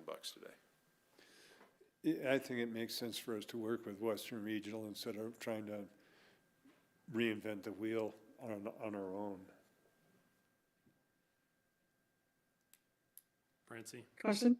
Yeah, so the county does a buy down program. It's a development neutral program for our employees. Where down Valley, we kick in 300,000, and up Valley, it's a maximum of 400,000. And the trade-off is that it's deed restricted. But it belongs now to the employee. And there have been cases, I think a couple of times, I might be mistaken, Diane might know the specifics better, but There's been a couple of cases where the property that we did this with turned out not to be the best property to keep in that system. Maybe it didn't have enough transit near it, or it became too valuable. So then we did, sell we have first right of refusal, so the owner sold it back to us, and then we sell it and then put that money into another unit that an employee might be interested in that's more attractive in terms of being near mass transit and that kind of thing. So we do something that's very similar to what the Regional Housing Coalition is doing. And we also put quite a bit of money into the Regional Housing Coalition. I don't know if the city did. I can't remember the specifics on that. I think we put somewhere around, I can't quite remember, 700,000 or $1 million, and it was hard for me to do that. It was ARPA funds, because that's like 2 units. But on the other hand, it's 2 units that go on and on and on and be available without building more. Francie, question for you. When the county gives down payment assistance or whatever to an employee and it becomes deed restricted and becomes that employee's property, when they sell, do they have to sell to another county employee as a deed restriction? Well, we have the first refusal, so, yeah, that, I'm not sure. That's a really good question, Ward. One of the things that happens is that we had it restricted, deed restricted at 3%. But that was when our interest rates were at 7%. And I was like, we can't really ask them to lose money on this. That doesn't make any sense. So we raised it to 7%. And I imagine we'll look at it again if rates start going down. But one of the things that happens with a situation like that is that, let's say the owner gets a job somewhere else, and so they have to sell it. And it sells at, how does that work? Never mind, I'm gonna stop speaking because I'm not quite sure how that worked, what I was trying to describe. I would love more clarification, I guess, if the coalition comes and speaks to us on buy-down programs in general for that reason, because I think you're asking, you're kind of preying on the workforce to add to the housing stock, like those of us who buy into APCHA knowing it's not an investment, right? Like you're never gonna make more than 3% or CPI, but you get to live here and be part of this community, and you benefited from it being not free market prices. I don't see how that's preying on the workforce. Well, I'm not done. I'm not done yet. But they own their own house as long as they work for that employer, and they're not, and that you put the interest rate up, but I think some of these other suggestions are 3%. If you're looking at $1 million house, even if you have someone helping with a third of that, if you have $700,000 to spend and you just know that you're not making any money off of that, I mean, I just think that the workforce might want to put that towards retirement or investments elsewhere, and then still use the APCHA program where they don't have to use that $700,000 to live here. So it just seems like you're using the person who's almost there. And I don't know enough about buy downs, which is why I'm asking, not saying that this is my opinion. I don't understand how that's not, like who would take advantage of that, and are we taking advantage of the fact that they can take advantage of that? People who want to own their own house and get into the market take advantage of it. They want a place that's theirs. They own it. We're not on their loan or anything. No, the only thing we get for it is deed restriction. So, I don't know how different it is than RO, except, but it does bear some more looking into, Allison, I agree. They're just sacrificing, free market. Yeah, I do think that the Housing Coalition is pretty much doing the same model that we have. So we could have Ashley or somebody come in and talk to us about it. Well, April. Or April, yeah. Yeah. we're getting in the weeds again. Yeah. Yeah. I think we should, I mean, this is a 6-month thing. One last comment, Peter. I think, this is gonna sound snarky, but, you know, sustainability of current units is housing neutral, right? There's development neutral. Definitely. Because we gotta take care of what we got. We do. That's the key point I'm trying to make. Well, and I would say in the development neutral, I mean, right sizing is development neutral. Right. Yeah. I know what I was gonna say, Allison, about the Western Mountain and the concerns that I think some of us on council had is that we put, I mean, it is truly buying into a regional solution, but we put money in from our 150 fund, and we don't have any guarantee that it's gonna be purchased by somebody that works in Pitkin County, or that the next owner is gonna work in Pitkin County. So it I think can be viewed as a exiting 150 fund, and that doesn't benefit a city or a county employee. Peter? Along the lines of development neutral, just a suggestion or idea, not really thought through, but would it make sense to look at our inventory just based on public comment tonight, like understanding there are some units that are not popular because of a certain category or the HOA dues or whatever, and sort of looking at our total inventory and where units might need to be changed in terms of category. And then my second part on the housing stock sustainability, would that also be available to private owners of rental units, that they could ask for funding for deferred maintenance on rental buildings?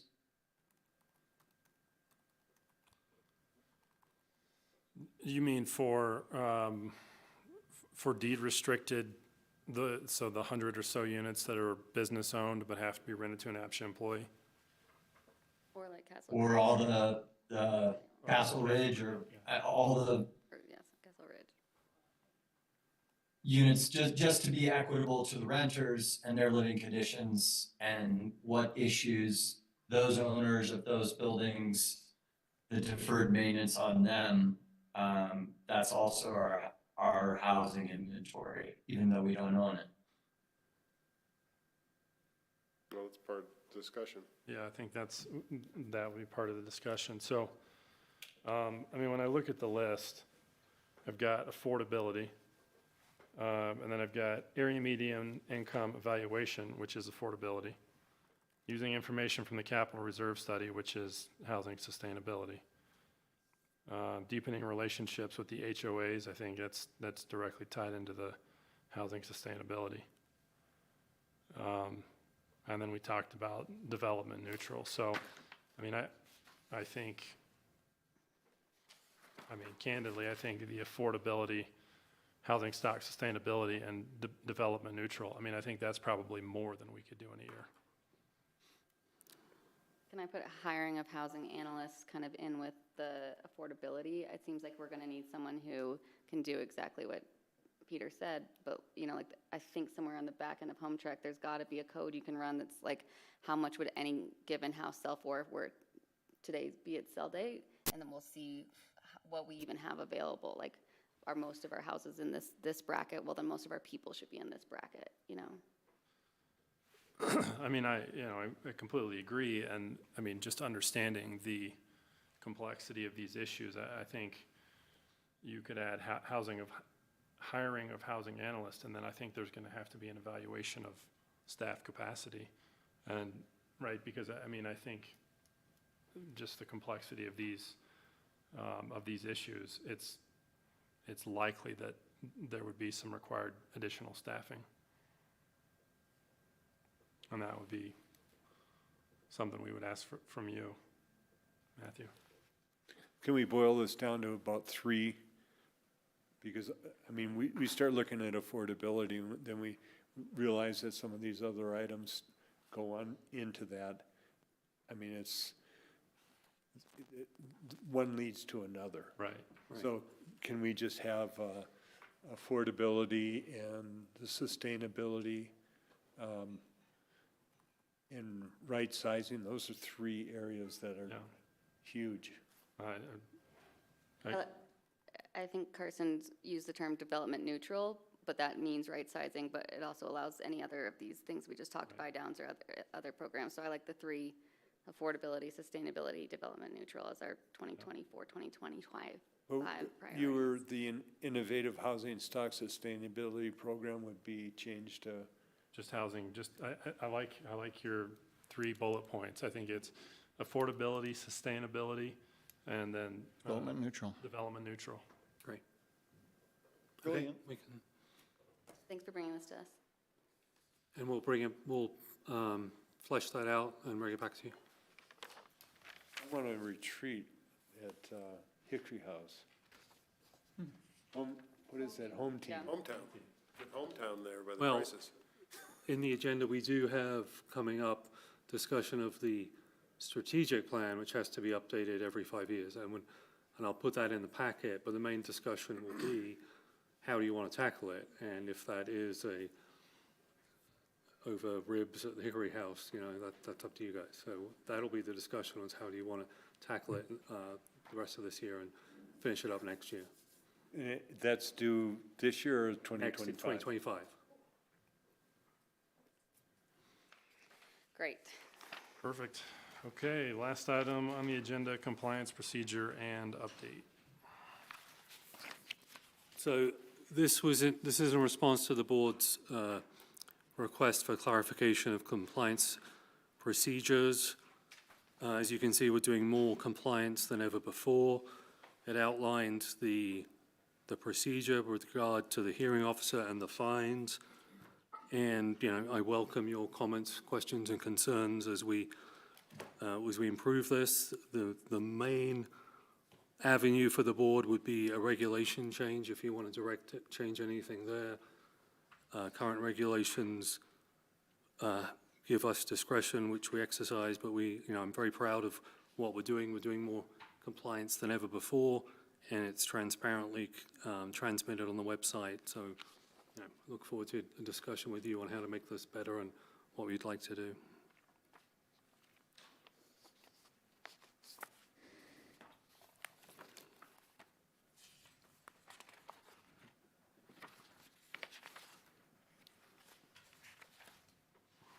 I think it would be good to have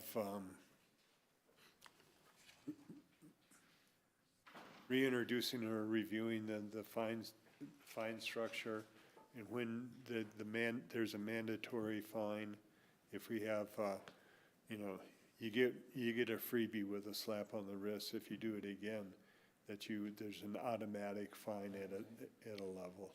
We have that chart somewhere, right?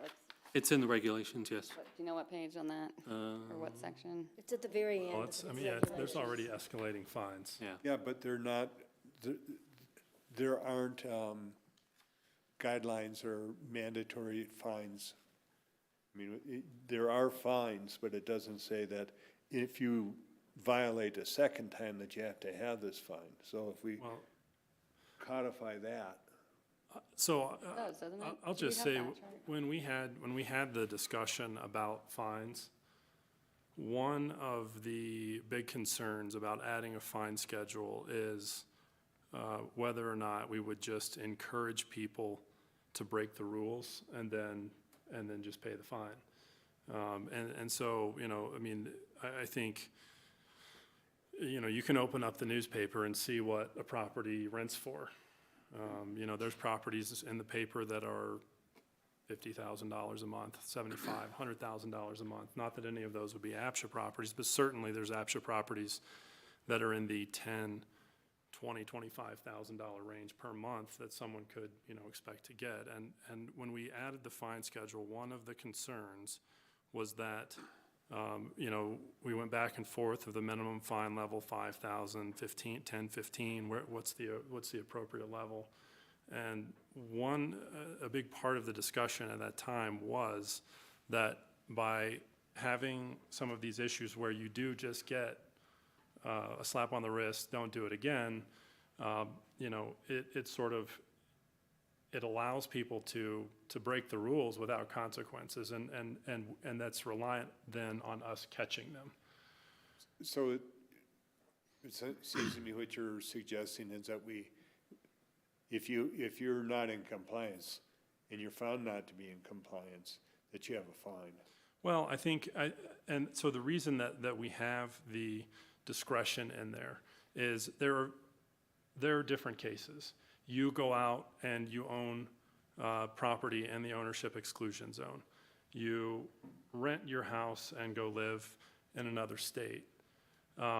Those are very different from the person who was in a car wreck and is unable to work for 6 months because they've been in the hospital, right? And so the point of having the discretion, at least in my mind, was to allow, looking at these violations and not, right, and to allow the person who is in a car wreck and is unable to work, technically they're in violation should we fine them. I would say that's not an appropriate situation for a fine. However, I think somebody who makes an intentional choice and goes out and buys property, rents out their unit, I think that those are very, very, very different scenarios, and I think that they should be treated very differently. So Like this, I was gonna say, like that scenario, rent out your property, it wasn't, I'm trying to remember the entire discussion, but it was like, there's a fine, and it's significant, but you're also if you rented it for 10 grand a week, it's 10 grand plus the fine, as I thought we talked Well, about. that was the discussion, but that did not make it into the fine schedule. And, we've seen it where we've had tax returns of people who have rented properties, and we have shown that they made $25,000, $50,000 in renting out their property, and we fined them $5 grand. Is that a deterrent? I would say it's not. You're like, whoops. Right. Yeah, that's Okay, the you def- caught me. Here's $5 grand. I'm going to keep. Maybe we should change it to a percentage A percentage of what? of the ill-gotten gains from should be short-term rental or. I mean, it truly should be 100. Just throwing it out there, but if we don't have a set schedule, maybe it should be some kind of percentage. so how to find, So again, right, so I'll go back to complicated. I'll go back to the rental discussion. Right, the rental discussion, again, within rental cases, I think you've got, that's why staff has discretion. So you have 2 cases of somebody who's illegally renting out their unit. Okay, and I'll use 2 examples. One of somebody who rents their property out and goes and lives in another state and, goes on vacation and makes good money doing it. And then in the second one, you've got somebody with medical issues that requires them to live out of state because of the altitude. Again, same violation, different cases. I think that there should be some discretion. And the second case that I mentioned, that's an actual case, and in that case, the person was forced to sell their home, right? So, Well, but, I don't know deep enough on this case, but were they coming back at some point? you voted on it. I don't remember, but were they coming back at some point? In that case, it did not appear that guy would be able to come back. But it was a medical issue, So they should sell. so they sold their But property. we give leave of absences to people all the time, right? They can go Correct. move out of state for a year or whatever they're doing with a job or Right. something. so our fines assessed now, is it totally by administratively? It's we make a recommendation through the notice of violation, but it's formally done by the hearing officer in a hearing. They get a right to a hearing, so that's, And have we had monetary fines? I know that we've yeah, had, we have been some. and they go to the hearing officer and they're not contested? They are usually contested, yeah. And if you'd like us to be somewhat more aggressive with the fines, which we have the discretion to do, that's an opinion you can give us, and we'll take that under advisement, and we can do that.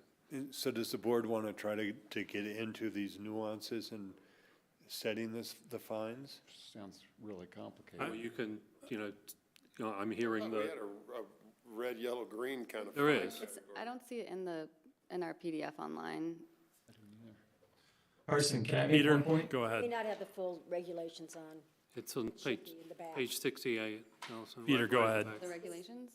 It's the appendix. It's at the This is very end. kind of a harsh comparison, but like, This is what's on my We- page 60. you live in a town where, the paper says, if you don't want to print it, don't let it happen, and we have a police blotter, and you're in that police blotter, even if you end up being innocent. But I'm not suggesting we publicly shame anyone, but do we post any of these fines? Because I think that's a far greater deterrent, than,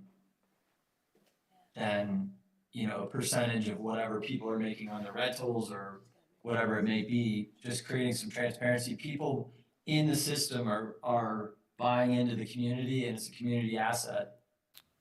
Well, that's a Tom question, because I'm fine having Well, having a police well, so what I will say is the board had previously directed the prior executive director to issue a press release on a case. and we got beat down pretty good on that one. Right, Sarah?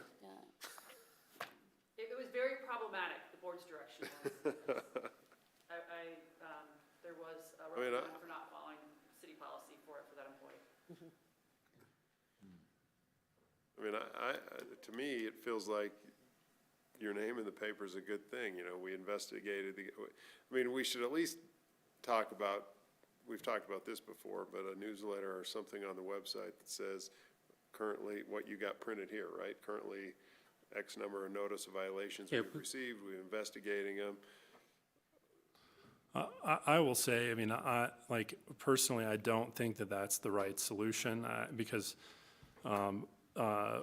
we see people all the time where it's just feuding neighbors. They don't like their neighbors, so they call and they report them to APCHA, and then APCHA investigates it, and it turns out, he comes and screams at me every night or whatever.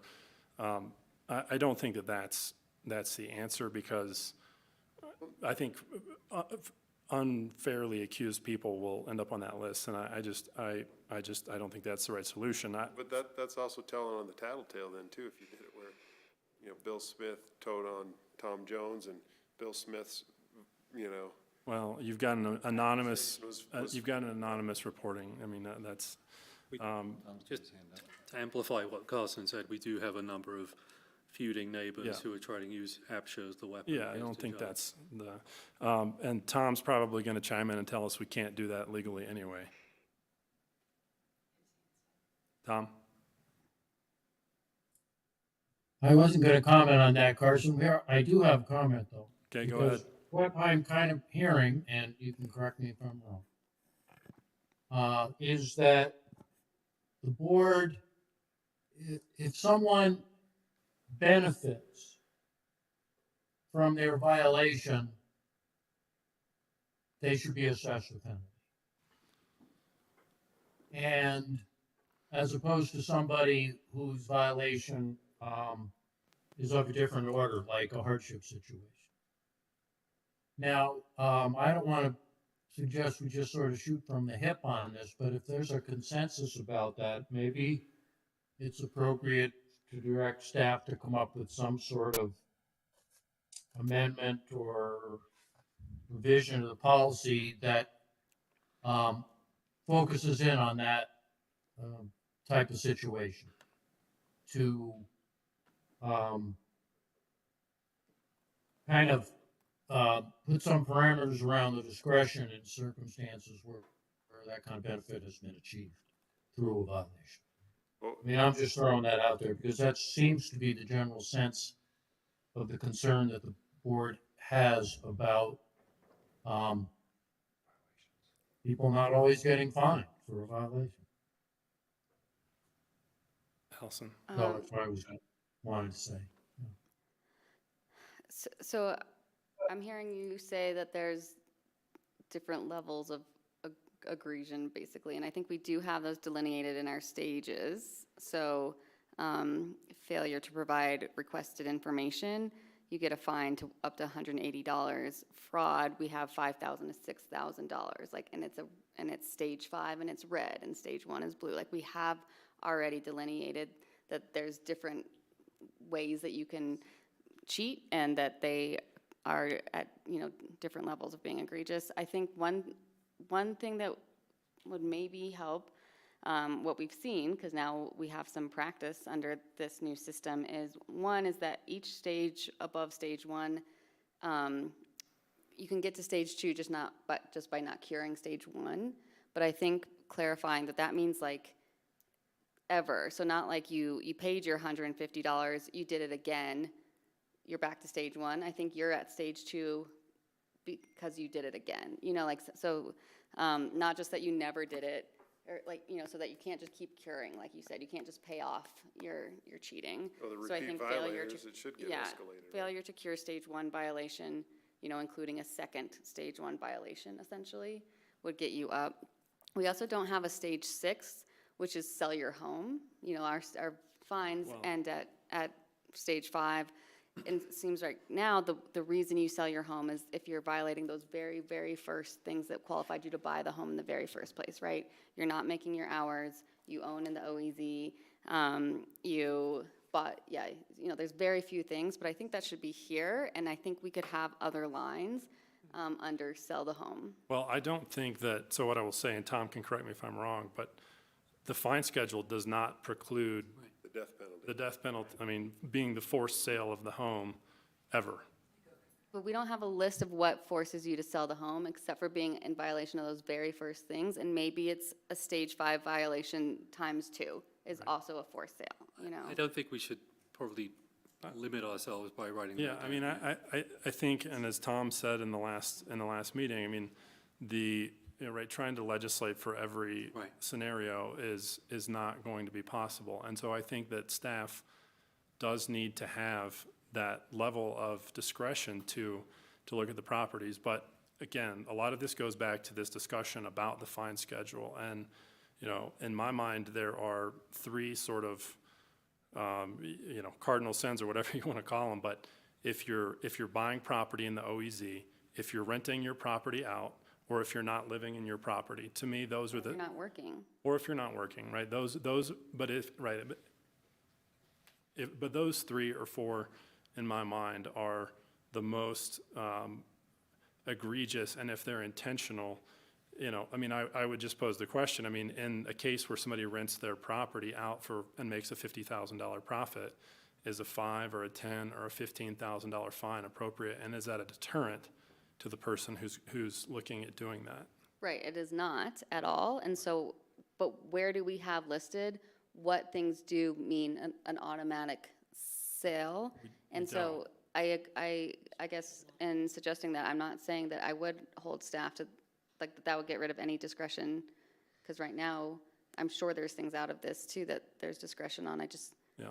It sounds like there's some level where it's, if you've done it too many times, or if you're, or there's a, you know, a contract you've broken so badly that we put it in the regulations, this means an automatic sale of the home.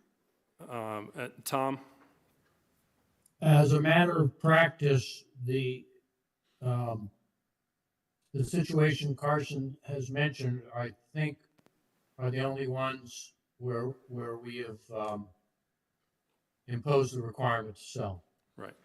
No. And it's been fair, and Bethany can, or Cindy can correct me, but I think we've been pretty consistent in imposing that requirement for those violations. Because that's the one, don't forget, that's the one that's in the ownership deed restriction. The fines and all that are not in those deed restrictions. Right. We don't have it in deed restrictions that you, okay, so it's in the deed restriction that you can't rent it out at fair market price to a non-worker.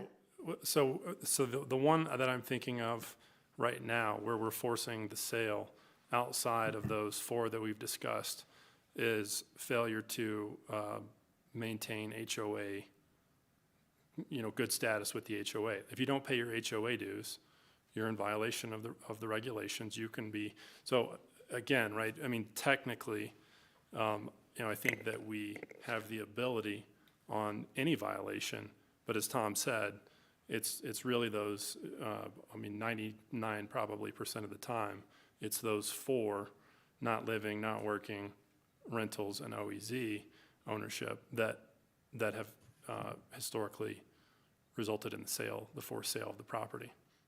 So the system is working?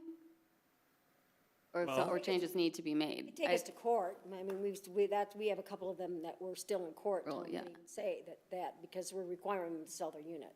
So now we're in the court system for them. We were in a court system with Lee Mulcahy for over 5 years. Well, no. And he ended up selling. So it just, But that was a, I guess couldn't prove work. maybe that's a rhetorical question. So it sounds like the system is working. So what are we trying to change? Well, so personally, for me, the Rental. the rental with just no consequence is that's the issue that I have a problem with. But you just put that in the list of things that we have made people sell for before. Okay. Absolutely, yep.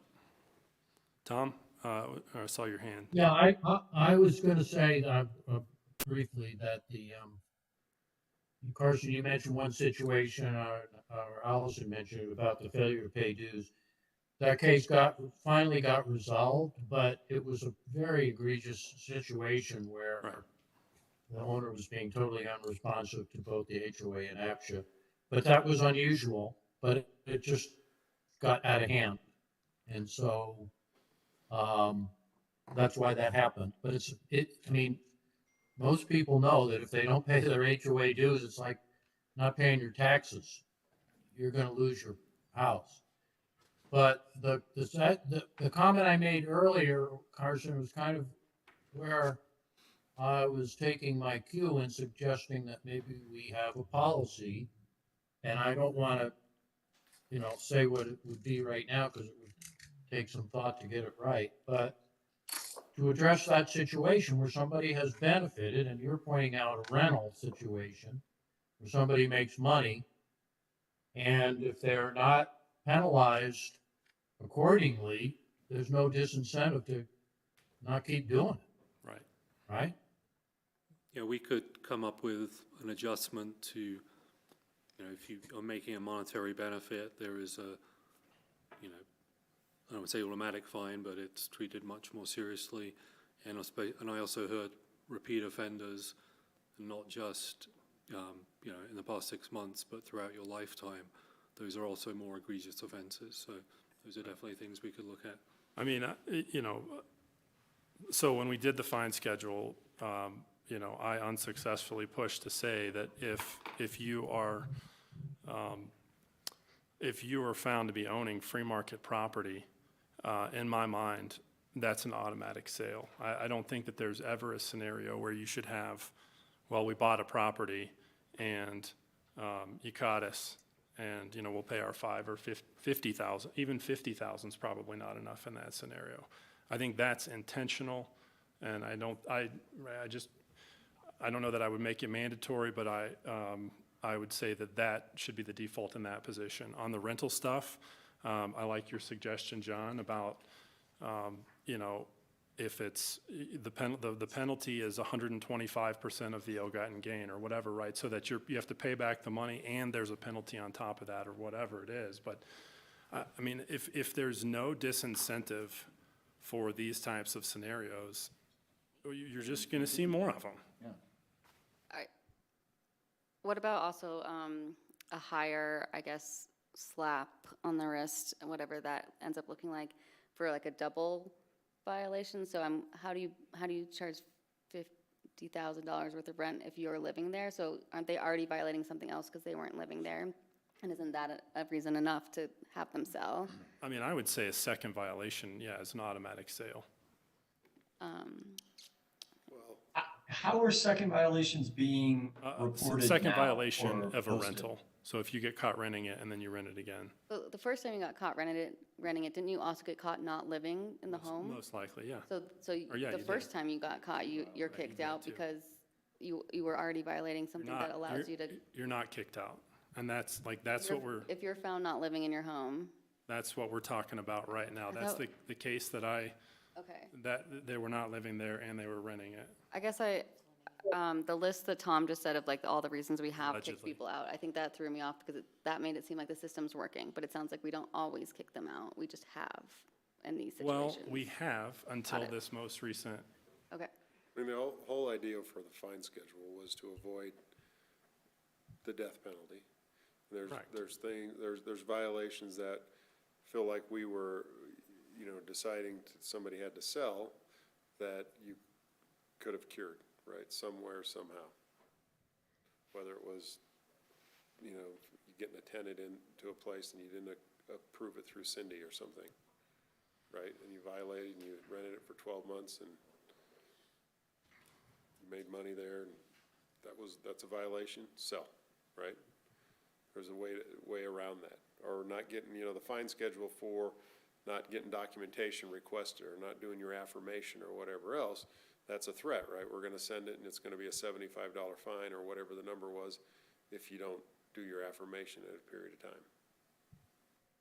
But that was a way to avoid some of that death penalty. Right. Because there are definitely cases where Exactly. the death penalty still comes down. Well, and I would say, and that, Peter, I'll come to you right after this, but I would say that, I mean, the reason that we did the fine schedule is that historically, the requirement is if you weren't living in the home, you were renting it out, or you had property, the requirement was you had to sell the property. And as I said, I was on the board when there were I walked out of meetings feeling like I got punched in the gut. Awful, terrible decisions that we had to make because we didn't have any other option. And so that's why we have the fine schedule. What I'm simply, suggesting is that, I think that some of the fears that I had when we implemented the fine schedule, it appears, and I don't know because I haven't heard, but it appears that that's, what is happening or what has happened. Peter? How can some staff or someone give me a quick overview of how it currently works in terms of someone pays a fine or is a repeat offender, when any of that is reported or shared publicly, posted somewhere? Sometimes it makes it in the paper, sometimes it doesn't. How is this working? We have all the compliance cases on the website, and it says what it's for, but we haven't honestly have that many cases which have gone to the hearing officer and had a fine imposed. But basically, the name doesn't become public No. knowledge until it's gotten. In the paper, yeah. Well, But the hearing officer hearing, that's a public meeting, so that's, When you start appealing is when your name goes or out. when you go to the hearing officer, that is a public meeting, and the So newspapers. you can do pay pick the up on- fine and nobody knows. Correct.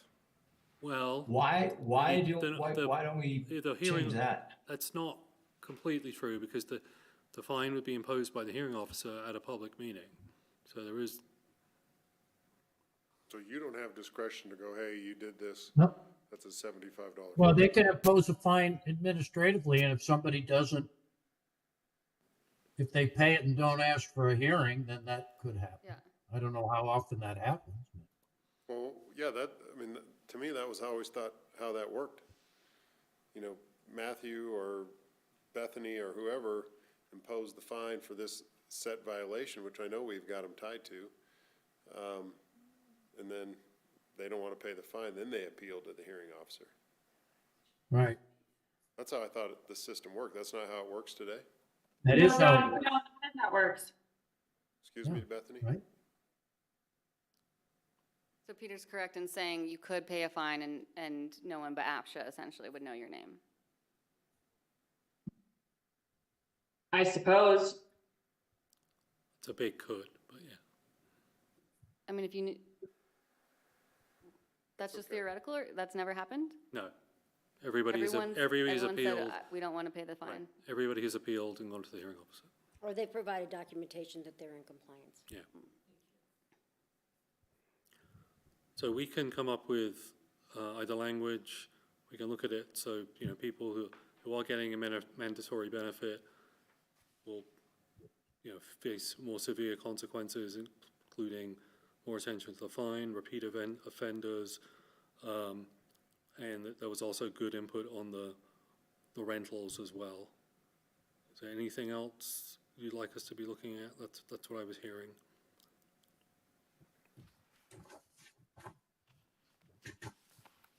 Okay. I'm happy to revisit this whenever you guys want. Great. So that concludes our agenda. I would Motion to adjourn. take a motion to adjourn from John, I'll second. second from Ward. Francie, Yes. Ward, Yes. Carson, Yes. Allison. Yes. John. Aye. Adjourn 6:21. No, I was like, nobody's gonna say.